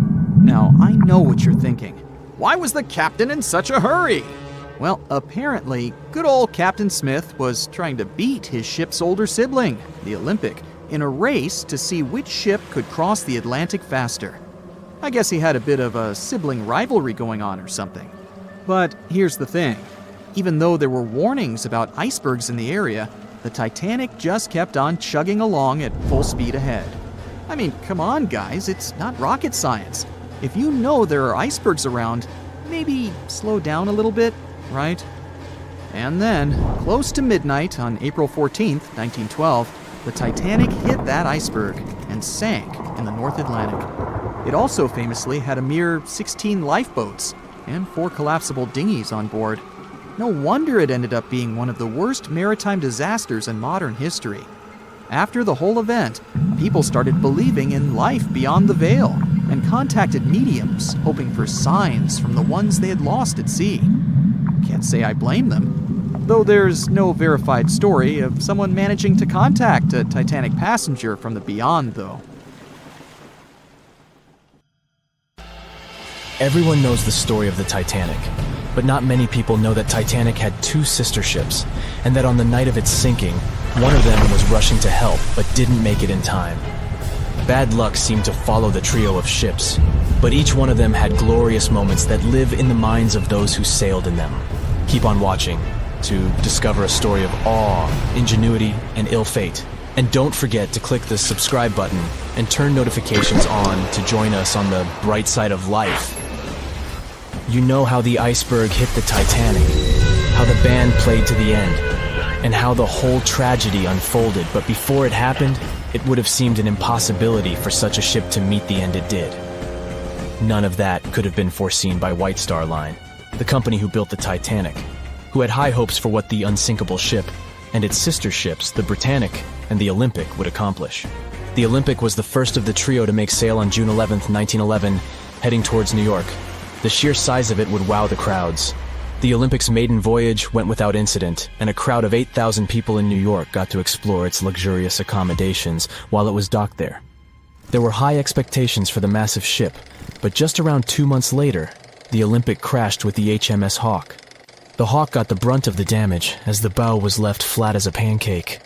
After the crash, the Olympic made its way slowly back to Belfast, where the Titanic was being constructed. On the dock, people could see the 2 enormous ships side by side, as parts of the Titanic were used to put the Olympic back in shape. A rare sight to behold. And on April 14, 1912, the Titanic hit an iceberg, and minutes later, the crew radioed nearby ships for help. That night, the Olympic was returning from New York when it received the distress signal. The ship turned around and rushed at full speed towards the Titanic, but they were so far away that they would have arrived next night. At some point during the early hours of April 15, 1912, the crew of the Olympic decided they wouldn't make it in time and stopped course. The survivors of the Titanic were eventually rescued by the Carpathia. Olympic was set up with lifeboats for all crew and passengers after the Titanic sank. It went from having 20 lifeboats to 64. Changes were also made to the watertight bulkheads, and an extra hull to construct a type of double hull was installed. It was determined that a double hull would have kept the Titanic from sinking. For several years, Olympic was used in the war effort against Germany.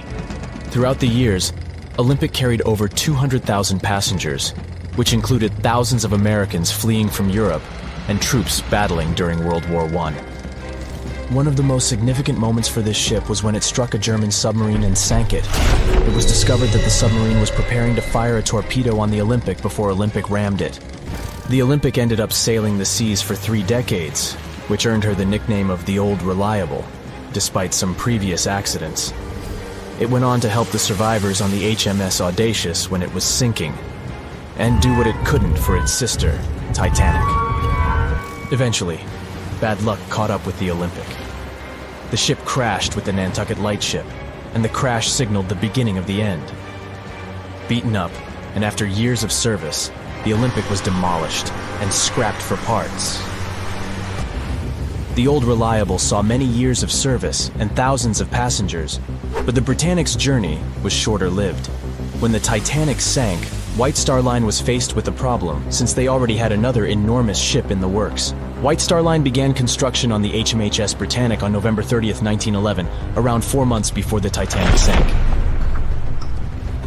Although the Britannic was the youngest of the trio of ships, having been constructed last, it was also the biggest. They intended to name it Gigantic, but after the Titanic's disaster, they changed the name to Britannic, since they considered it to be a lucky name.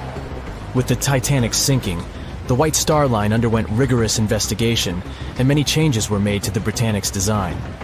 The Britannic looked very similar to the Titanic, and it had what was at the time the largest marine turbine in the world, able to reach faster speeds than the Olympic. With Titanic's fate fresh in their minds, everything possible was done to ensure the safety of this newer ship. The Britannic was eventually launched on February 26, 1914, almost 2 years after Titanic met its end. After the Titanic's disaster, the White Star Line wanted the Britannic to redeem their name. The Britannic was on its way to becoming a successful ship. It transported passengers for over a year and a half when the British government requisitioned it and turned it into a hospital ship during the beginning of World War I. The ship became an even more impressive sight to look at. It was painted all white, with enormous red crosses on its side to indicate it was a hospital ship. One of the ship's surgeons, Dr. J.T.H. Beaumont, thought of it as the most wonderful hospital ship that ever sailed the seas. It could treat as many as 3,309 patients at once. This is how the Britannic became His Majesty's Hospital Ship, or HMHS Britannic. Though the sight of this magnificent ship must have put a smile on a wounded soldier's face or two, the Britannic didn't operate for long. Just a year after it was turned into a hospital ship, the Britannic was making its way through the Aegean Sea to pick up wounded soldiers, when it was struck by a loud explosion. The passengers didn't know what had happened, but headed to the deck to disembark. It is unclear what hit the Britannic, but the general consensus is that it was struck by a mine left by a German U-boat, though some still believe a torpedo hit it.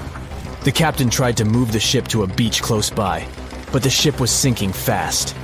In the desperation, against the captain's orders, several crew members launched lifeboats and disembarked. But since the ship was moving and the propellers working, the lifeboats were sucked and destroyed by the propellers.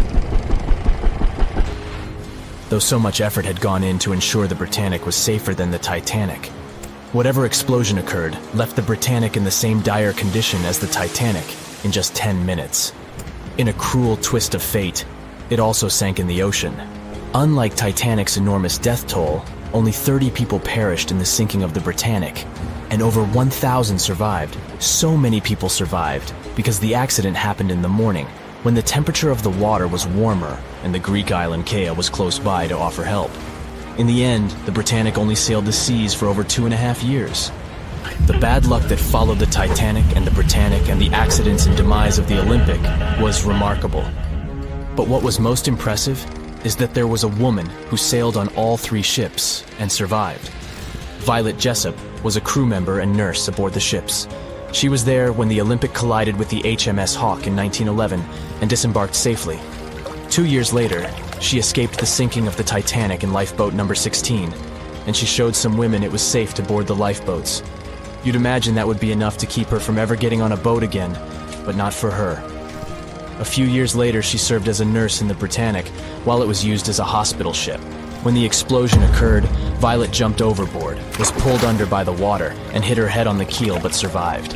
Can you imagine her experience? She must have had nerves of steel. All in all, the trio of ships saw journeys of triumph and tragedy. Ill fate might have followed them, but all the survivors were left with incredible stories to tell. So tell us, Brightsiders, would you have liked to have seen any of these ships in real life? Let us know in the comments section. Don't forget to give this video a like, share it with your friends, and click subscribe to stay on the bright side. "I'll never let go, Jack. I'll never let go," said Rose. Then she did let go, and the whole movie theater burst into tears. It happened when Titanic came out in 1997. Alright, who am I kidding? It's really hard not to cry when you watch this scene for the 10th, 20th, and 50th time almost 30 years later. But did this great love story happen in real life? Or did James Cameron just invent it for some good drama? As much as I don't want to disappoint you, Jack and Rose never fell in love on board the real Titanic. There was a real Jay Dawson on the luxurious ocean liner, but he was a crew member, and his full name was Joseph. The real-life inspiration for Rose was the American artist Beatrice Wood. James Cameron came across her biography while he was working on the first draft of the script and decided to bring her love for art and family background into the story. It doesn't mean that the movie is completely off when it comes to historical accuracy, though. The unsinkable ship that sank departed from Southampton, England to New York and was 400 miles south of Newfoundland on April 14th when crew members noticed the iceberg. The contact with it lasted 37 seconds, precisely as long as the corresponding scene in the movie. Remember this guy, Thomas Andrews, who was wandering around with a small notebook and pencil? He was the real ship designer. Andrews was quite talented at what he did and had worked on many successful projects before the Titanic. He would normally travel on the ships he designed during the maiden voyage to make sure everything was going smoothly. He boarded the Titanic as one of the first-class passengers and was taking notes all the time. After the unfortunate rendezvous with an iceberg, Andrews was seen inspecting the flooded parts of the ship with Captain Smith. According to his sad forecast, the Titanic would have gone down in about 2 hours. One of the stewards claimed that he had seen Thomas Andrews moments before the sinking. He chose not to leave the Titanic and didn't put on his life belt. No one had seen him ever since.